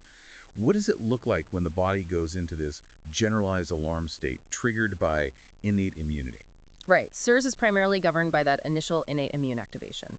Tissue injury, cellular necrosis, ischemia reperfusion injury, invasive pathogens, they all provide potent DAMPs and PAMPs that signal danger via PRRs on local immune cells and endothelial cells. Okay. These inciting signals then trigger a cascade of systemic events. We see activation of the coagulation system, leading potentially to widespread thrombosis, clotting. There's a loss of cellular polarity and tight junction integrity in endothelial linings, leading to leakage of intracellular contents and, importantly, capillary fluid leakage into the tissues, edema. Well, and vasodilation, too. Yes, vasodilation occurs due to mediators like histamine and bradykinin. Combined with the release of chemokines, this allows for the extravasation, the movement out of blood vessels of immune cells, especially phagocytes like neutrophils and monocytes, into the periphery. This contributes further to tissue edema. This sounds like the setup for that cytokine storm you mentioned earlier. It absolutely is. An array of cytokines and other inflammatory proteins flood the area to direct cell signaling and recruitment. This influx of cytokines, along with the ongoing inflammatory stimulus like persistent infection or tissue damage, then prompts the production of even more cytokines through a series of positive feedback loops. That's the cytokine storm. And the body tries to contain this locally with clots. Yes, when a critical threshold of inflammatory signaling is reached locally, the coagulation system gets activated, and microthrombi tiny clots begin to form in the small vessels around the inflamed area. This is thought to be an attempt to wall off the area, limiting the spread of bacteria or damaging cytokines into the systemic circulation. But if this local containment response fails, or the initial insult is just too big, it goes systemic. And that's where the real problems begin for the patient. Exactly. When local inflammatory responses fail to control an insult, or if the inciting event is substantial enough to provoke an initial massive systemic response, the systemic effects of the inflammatory cascade rapidly become apparent and detrimental. And it's crucial to remember, as we discussed, that patient factors at baseline like chronic diseases, immunosuppression, for example, from chronic corticosteroid use, malnutrition, advanced age play a key role in determining the adequacy and perhaps the overshoot of this initial inflammatory response. And paradoxically, many actions that are beneficial locally become harmful systemically. Precisely. Actions like thrombosis, clotting, vasodilation, and the release of cytotoxic substances from neutrophils, while helpful for fighting infection or clearing debris in a localized area, become incredibly detrimental when they occur systemically throughout the body. What are the main detrimental systemic effects we see in severe SIRS? Clinically, these events manifest as a significant decrease in systemic vascular resistance, SVR, due to widespread vasodilation, and an increase in venous capacitance. Veins become floppy and hold more blood. The heart initially tries to compensate by increasing output. Cardiac index often goes up due to reduced afterload, but eventually, cardiac function can become depressed. Widespread leakage from pulmonary capillaries leads to pulmonary edema, fluid in the lungs, causing acute respiratory distress syndrome, ARDS. Right. Cytotoxic mediators can cross the blood-brain barrier and directly injure peripheral and central neurons, predisposing patients to ICU-acquired weakness, myopathy neuropathy, and delirium. The host is thus left vulnerable to the subsequent development of multi-organ dysfunction and failure. It sounds devastating, and frustratingly, therapies targeting those specific innate immune cytokines involved in SIRS haven't really worked. Largely, no.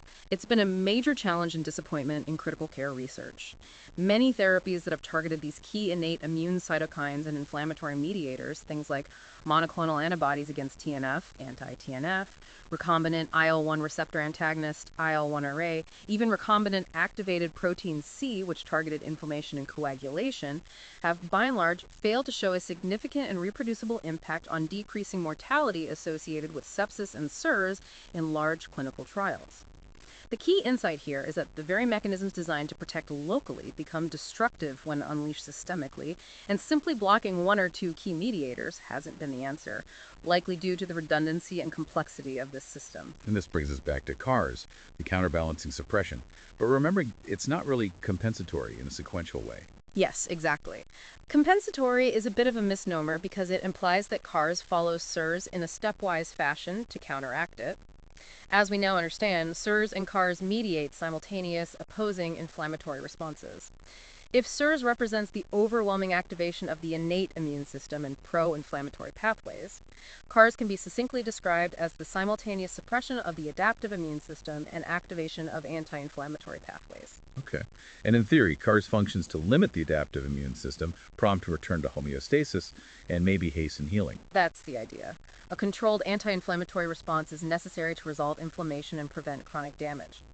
However, just like SIRS, when the local anti-inflammatory response is overwhelmed or the systemic response is excessive, systemic CARS effects lead to a state sometimes called immunoparalysis. This impairs wound healing, dramatically increases susceptibility to secondary, hospital-acquired infections, and can also contribute to the potential for multi-organ dysfunction. So CARS going too far isn't necessarily a good thing either.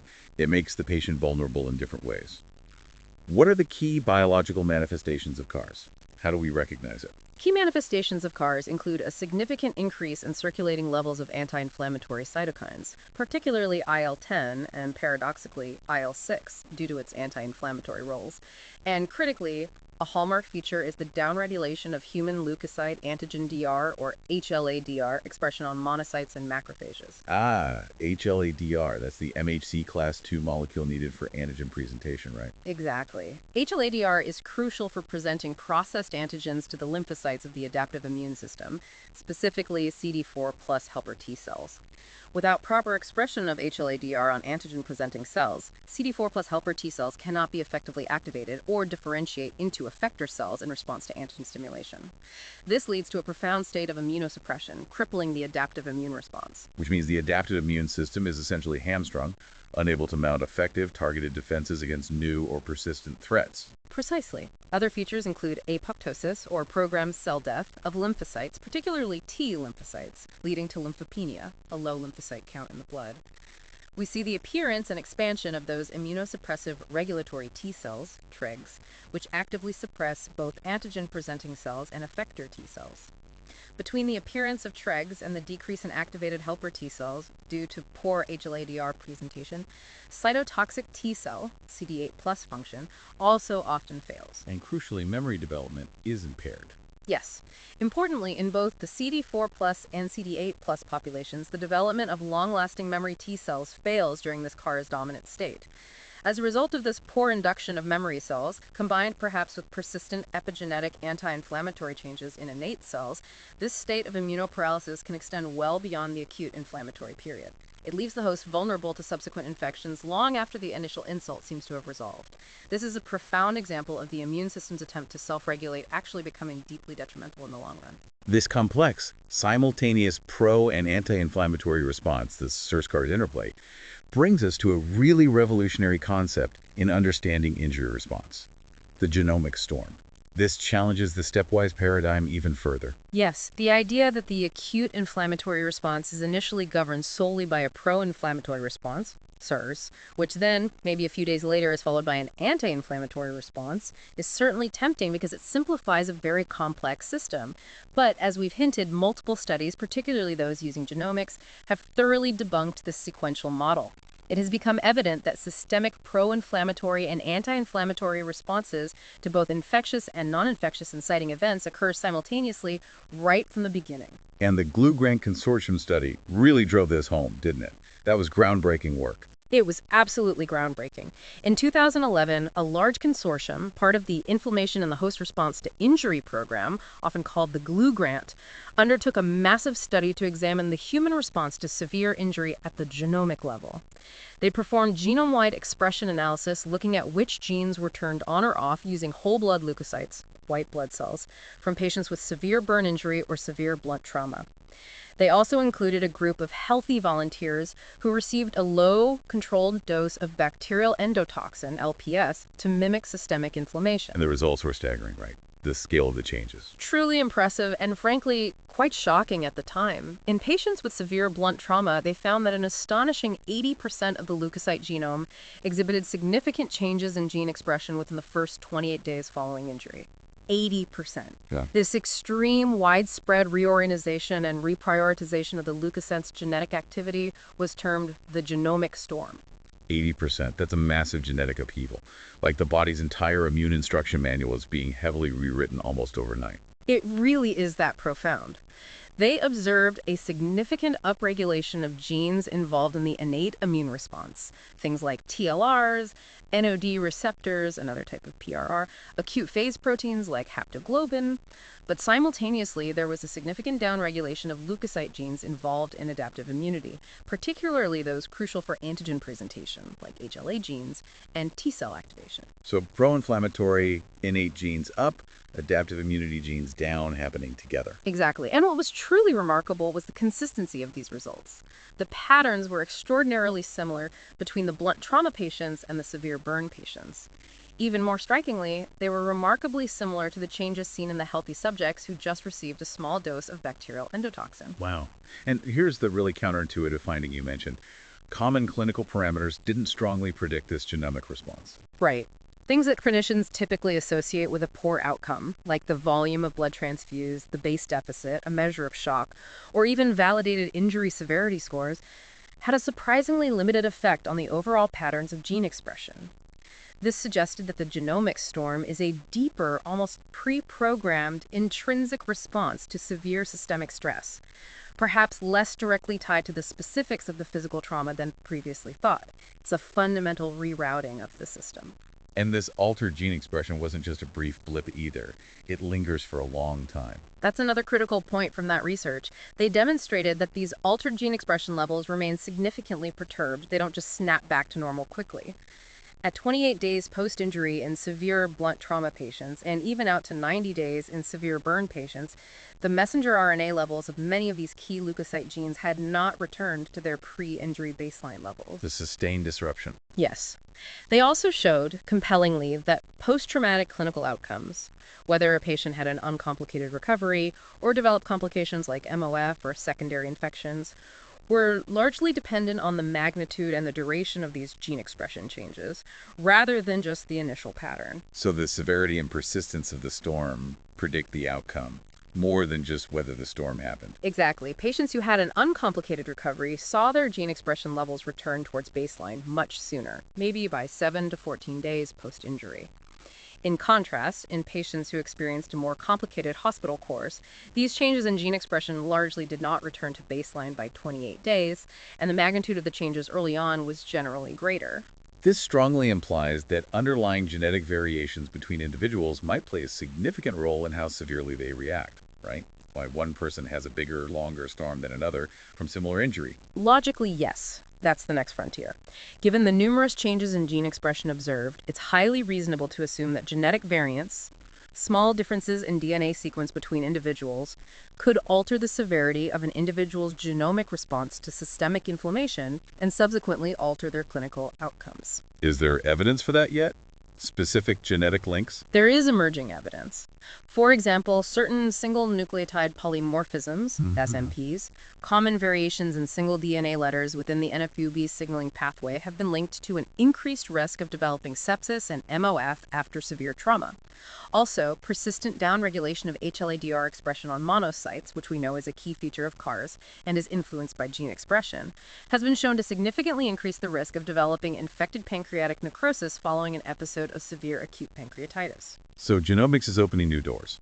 Absolutely. The expanding field of genomics offers powerful new insights into the complex pathophysiology of systemic inflammation.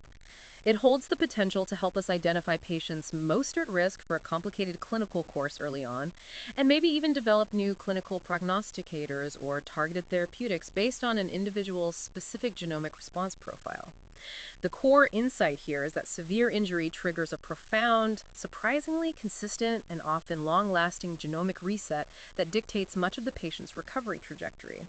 This points towards a new frontier in personalized critical care medicine. This sounds like a potentially promising promising avenue for developing new treatments, especially given the historical failures in sepsis immunotherapy that you mentioned earlier. It is a critical area, but fraught with challenges. Despite decades of intensive research and countless clinical trials, attempts to develop immunomodulatory therapies that significantly alter the outcomes of established sepsis or severe systemic inflammation have shown, frankly, variable, often unreproducible, and largely disappointing results. Yeah, it seems like every few years there's hope for a new drug, but then Exactly. Targeted antibodies or recombinant formulations tested against key mediators like IL-1, TNFS, IL-10, activated protein C, bradykinin, antithrombin III, even antagonists targeting TLR4. Many promising candidates in preclinical models have largely been unsuccessful in large human trials for sepsis. so why the consistent lack of success? What makes sepsis so hard to treat with immune therapies? Well, considering the results of the Glue Grant Consortium and other similar studies, which strongly suggest that these profound genomic changes begin almost immediately post-injury or infection, and that multiple pro- and anti-inflammatory genomic changes occur simultaneously, it's become increasingly conceivable that a therapeutic benefit from modulating a specific pathway will only be seen if that intervention can be implemented almost immediately after the insult. So the window of opportunity is incredibly narrow. Potentially vanishingly small. The time is of the essence principle seems paramount, perhaps even more so than we initially thought. We might be talking minutes to just a few hours for some interventions to have a chance, not days after sepsis is clinically apparent. Once that genomic storm is fully raging and adaptive immune suppression is established, it might be too late to effectively intervene on single pathways. Are there any promising targets emerging now, perhaps addressing the CARS component, the immunosuppression? Yes, there's focus shifting towards maybe boosting the suppressed immune system later on, rather than just blocking early inflammation. One target that shows some promise is interferon gamma, IFN-NEC. As we discussed, that downregulation of HLA-DR on monocytes is a key feature of CARS and contributes to impaired T cell function, which has been linked to increased postoperative infection rates. Recent data suggests that soluble factors present in the patient's serum about 24 hours postoperatively are responsible for driving this HLA-DR downregulation, rather than direct tissue injury or anesthesia effects. Interestingly, in vitro treatment of monocytes from these patients with IFN-MEC has been shown to improve their HLA-DR expression and antigen presentation capability. Small clinical trials have explored this with some encouraging signals, but larger studies are needed. Any other potential immune boosters? Another candidate is granulocyte macrophage colony stimulating factor, or GM-CSF. This is a growth factor that stimulates myeloid cell production and function. Some research has suggested that GM-CSF may also improve the expression of HLA-DR among critically ill patients and perhaps restore some monocyte function. Again, it's an area of active investigation. So while direct immune modulating therapies for established sepsis remain limited and challenging, prevention and early recognition become even more crucial. Absolutely critical. The importance of prevention strategies like infection control, prompt source control for infections, careful surgical technique, and early recognition and resuscitation for sepsis and shock cannot be understated. They remain the cornerstones of management. And a major challenge remains just diagnosing sepsis accurately and quickly, distinguishing it from non-infectious inflammation. That's a huge diagnostic challenge. We still lack a reliable, rapid, gold standard test to definitively distinguish whether a patient presenting with SIRS criteria actually has an underlying infection, sepsis, or if it's purely sterile inflammation, for example, from trauma or pancreatitis. The consequences of a missed or delayed sepsis diagnosis are severe: increased mortality and morbidity. Conversely, overtreating sterile inflammation with broad-spectrum antibiotics contributes to antibiotic resistance and increased healthcare spending. Are there new diagnostic approaches on the horizon, maybe using those genomic insights? Yes, that's another promising application of genomics. A relatively new approach is the use of gene expression microarrays, or RNA sequencing, on patient blood samples to identify specific gene expression signatures that might better differentiate patients with systemic inflammation. Currently, there are a few diagnostic panels or algorithms based on leukocyte gene expression that have been introduced with the aim of distinguishing septic patients from those with non-infectious inflammation. Like the sepsis metascore or septicite lab? Exactly. Those are some examples, along with others looking at ratios of specific gene products like FAIM3.PAC8. While all of these require further extensive testing and validation in diverse patient populations before they can be recommended for widespread clinical application, The early data are certainly promising for their potential performance in distinguishing infectious from non-infectious systemic inflammation much earlier than traditional methods like blood cultures. Okay, so as this complex interplay of SIRS and CARS is sustained, and perhaps fails to resolve, this leads down the path to multiple organ failure, or MOF. That's right. Sustained, dysregulated activation of both SIRS and CARS pathways results in ongoing systemic injury that can overwhelm the body's compensatory mechanisms and progress to a state of MOF. The pathophysiology is complex and involves multiple overlapping mechanisms. What are some key aspects of how MOF develops? Let's talk about neutrophils again. Neutrophil dysregulation is key. As we discussed during SIRS, innate immune effector cells like neutrophils extravasate from the vasculature systemically into tissues throughout the body. However, in MOF, it seems that without adequate local levels of specific chemoattractant signals to guide them further, these neutrophils often fail to migrate effectively beyond the tissue immediately surrounding the microvasculature. They get stuck. So they leave the bloodstream but don't reach the actual site of infection or injury effectively. It appears so. Studies comparing post-injury patients who do not develop MOF versus those who do show an interesting pattern. Both groups exhibit an initial surge of neutrophils in the blood within about 3 hours post-injury, neutrophilia. However, patients who subsequently develop MOF often exhibit a profound drop in circulating neutrophils, neutropenia, within 6 to 12 hours post-injury. This strongly suggests sequestration, or trapping, of neutrophils in peripheral tissues like the lungs, liver, and kidneys. And these trapped neutrophils cause damage. Yes. These activated neutrophils, though sequestered inappropriately, continue to degranulate and release their potent cytotoxic mediators proteases, reactive oxygen species. These substances don't just damage the surrounding organ parenchyma, the functional tissue, but they also directly damage the delicate microvasculature itself. This impairs capillary function and severely limits the transport of oxygen and nutrients into the tissue, creating a vicious cycle of inflammation, tissue hypoxia, and further damage, driving organ dysfunction. And the complement system, which we discussed, is also heavily involved in MOS. Indeed. As we mentioned, overwhelming systemic inflammation can lead to uncontrolled complement activation.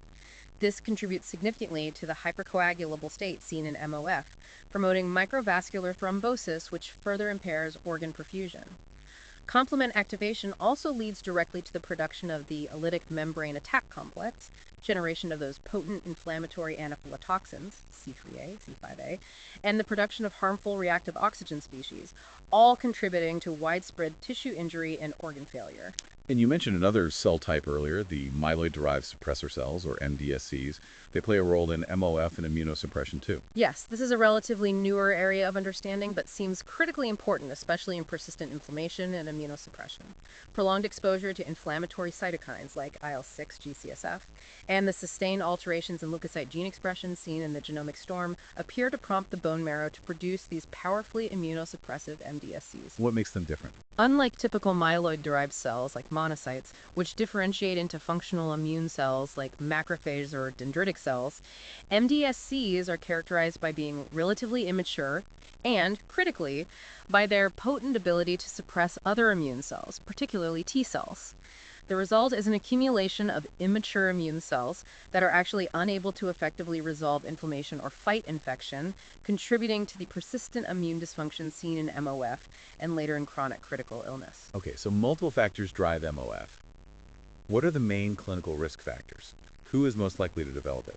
There are many identified risk factors. Conditions that increase intra-abdominal pressure, like abdominal compartment syndrome, are a risk factor. Early requirement for blood product transfusion is another significant one. Infection, of course, particularly uncontrolled sepsis. Patient factors include advanced age, increased body mass index, BMI, and male sex. Although remember, while males may have a higher risk of developing MOF, females with MOF seem to have a greater risk of death. Interesting distinction. Yes. Markers of initial injury severity, like the Injury Severity Score, ISS, in trauma, and indicators of shock on admission, like base deficit or lactate levels, are also strongly predictive. Interestingly, from the orthopedic trauma literature, there's evidence suggesting that damage control surgery, using temporary external fixation for long bone fractures, followed by delayed definitive repair, is associated with a more controlled postoperative inflammatory response and potentially less MOF compared to performing primary intramedullary nailing immediately in severely injured patients, even if the injuries managed with damage control were initially more severe. It highlights how surgical timing and approach can modulate the systemic inflammatory response. And measuring MOF itself, the nomenclature and scoring systems seem quite varied. How do clinicians actually track and quantify this? You're right, the nomenclature surrounding multiple organ dysfunction, organ failure, SIRS, CARS, sepsis, it's vast and can be confusing. Multiple definitions of MOF have been proposed over the years, and numerous scoring systems exist in the literature to try and quantify organ dysfunction.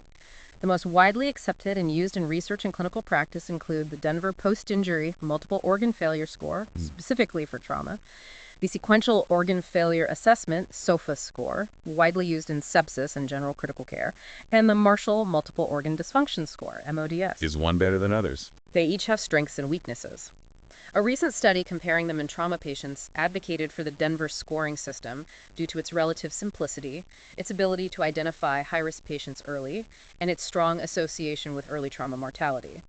The Denver system uses readily available laboratory values representing respiratory PO2-FeO2 ratio, renal creatinine, hepatic bilirubin, and cardiovascular platelet count, though others use vasopressor need. Systems to assign a daily score for patients with severe injuries, ISS-15, who have survived more than 48 hours. This helps track organ dysfunction over time and predict outcomes. And there's interest in looking beyond just standard lab values, maybe at the microcirculation. Yes, absolutely. Another recent study suggested that in patients with traumatic hemorrhagic shock, directly measuring microcirculatory perfusion, the blood flow in the tiniest capillaries, using techniques like side-stream dark field microscopy, might actually be a better prognostic indicator for MOF than traditional global resuscitation endpoints like blood pressure or heart rate. This really underscores the critical role of microvascular dysfunction and the hypercoagulable state in the pathophysiology of MOF. It's not just about the big pipes, it's about flow at the tissue level. So thankfully, outcomes in MOF have improved somewhat. But what happens to the survivors? They don't all just bounce back, right?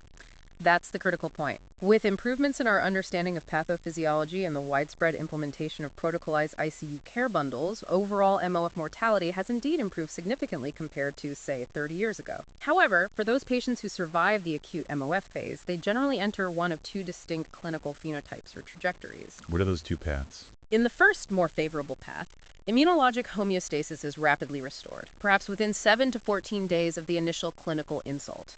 Organ function recovers relatively quickly, and the patient progresses towards discharge and rehabilitation. In the second, much more challenging path, however, immunologic dysfunction and organ dysfunction persist long after the initial insult has resolved. These patients transition from acute critical illness into a state of chronic critical illness, often characterized by the persistent inflammation, immunosuppression, and catabolism syndrome, or PICS. PICS. Okay, let's finally get into that. This seems like a growing area of focus for patients with prolonged ICU stays. It absolutely is. PICS, or persistent inflammation, immunosuppression, and catabolism syndrome, has become a notable area of study, trying to understand the pathophysiology and long-term consequences for patients who survive severe sepsis or trauma, but then require prolonged intensive care, often for weeks or months. So how is PICS defined? What are its core features? It's characterized by a lingering, simultaneous state of low-grade smoldering inflammation coexisting with significant immunosuppression. This is associated with a persistent acute phase response, for example, elevated CRP, low albumin, that drives a baseline catabolic state, meaning the body is constantly breaking down its own tissues, particularly muscle, for energy. And the pathophysiology is essentially a vicious cycle. Inflammation and immunosuppression feeding each other. Exactly. You can visualize it, as shown in figure 3.6 in some texts, as a vicious cycle. Yeah. You have persistent, albeit low-grade inflammation, often marked by things like increased serum levels of IL-6 and maybe persistent mild neutrophilia. But this occurs alongside profound immunosuppression, evidenced by lymphocyte depletion, lymphopenia, and dysfunction, like that low HLA-DR expression. This cycle is further reinforced by ongoing damage or dysfunction in multiple organs, which continue to release DAMPs, perpetuating the inflammation, which in turn worsens the immunosuppression and catabolism. It becomes extraordinarily hard for the patient to break free from this cycle.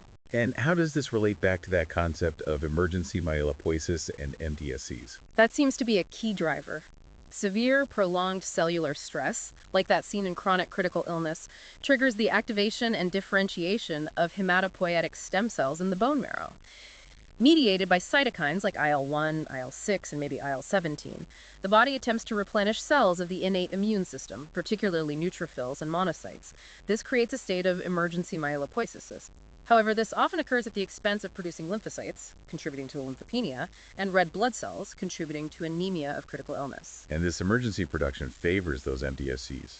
Yes, it appears that under these conditions, the myeloid cells produced are skewed towards becoming those myeloid-derived suppressor cells, MDSCs we discussed.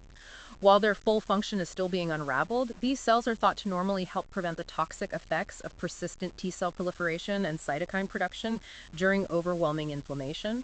However, in the context of chronic critical illness, their continued presence and action allows for persistent immunosuppression. In fact, the expansion of MDSCs after sepsis has been shown to correlate directly with poor clinical outcomes. So what are the main drivers of this chronicity in PICS? What keeps this damaging cycle going for so long? It seems to be multifactorial. A key element is the likely continuous presence of low levels of DAMPs from ongoing tissue injury, muscle breakdown, organ dysfunction, and perhaps PAMPs from occult or low-grade infections or microbial components translocating from the gut. These danger signals continually activate various PRRs like TLRs, NLRs, inflammasomes, RIG-I-like receptors for viruses, scavenger receptors leading to sustained activation of pro-inflammatory pathways and ongoing cytokine release, maintaining that low-grade inflammatory state. And the immune cell profile is abnormal. Yes. We often see neutrophilia, high neutrophil count, but these neutrophils may be immature myeloid cells produced during emergency myelopoiesis, lacking full functionality for things like efficient antigen presentation, expression of adhesion molecules needed for proper migration, or even net formation. Simultaneously, you have the profound anti-inflammatory and immunosuppressive state. Anti-inflammatory cytokines like IL-10 and TGF-A may remain elevated. MDSCs are present and active, and crucially, T lymphocytes fail to recover or develop properly. So the adaptive immune system remains crippled. Deeply suppressed. The state is characterized by lymphopenia due to ongoing apoptosis of effector T and B lymphocytes, the appearance and persistence of regulatory T cells, a skewing towards Th2 polarization away from effective cell-mediated immunity, and impaired dendritic cell function further hindering T cell activation. And all this is happening alongside profound catabolism, the body wasting away. Yes. The ongoing physiologic stress, the inflammation, the hormonal milieu, it all perpetuates a state of severe catabolism. This profoundly deranges the body's normal carbohydrate, lipid, and protein metabolism. Patients are hypermetabolic but inefficiently utilize nutrients, leading to significant breakdown of protein stores, primarily from skeletal muscle. And specific organ dysfunctions seem particularly problematic in PICS and can drive the cycle, like the kidney and skeletal muscle. Absolutely. They're often both victims and drivers of PICS. In the kidney, as we mentioned, there's a strong correlation between acute kidney injury, AKI, during the initial sepsis or trauma, and the subsequent development of chronic critical illness. AKI that progresses towards chronic kidney disease is a significant risk factor. The epithelial cells lining the renal tubules are exquisitely sensitive to oxidative stress and inflammation. Necrosis or damage to these cells provides a potent source of DAMPs, perpetuating the inflammatory process locally and systemically. We also see upregulation of danger-sensing receptors like TLRs in the kidneys in response to stress.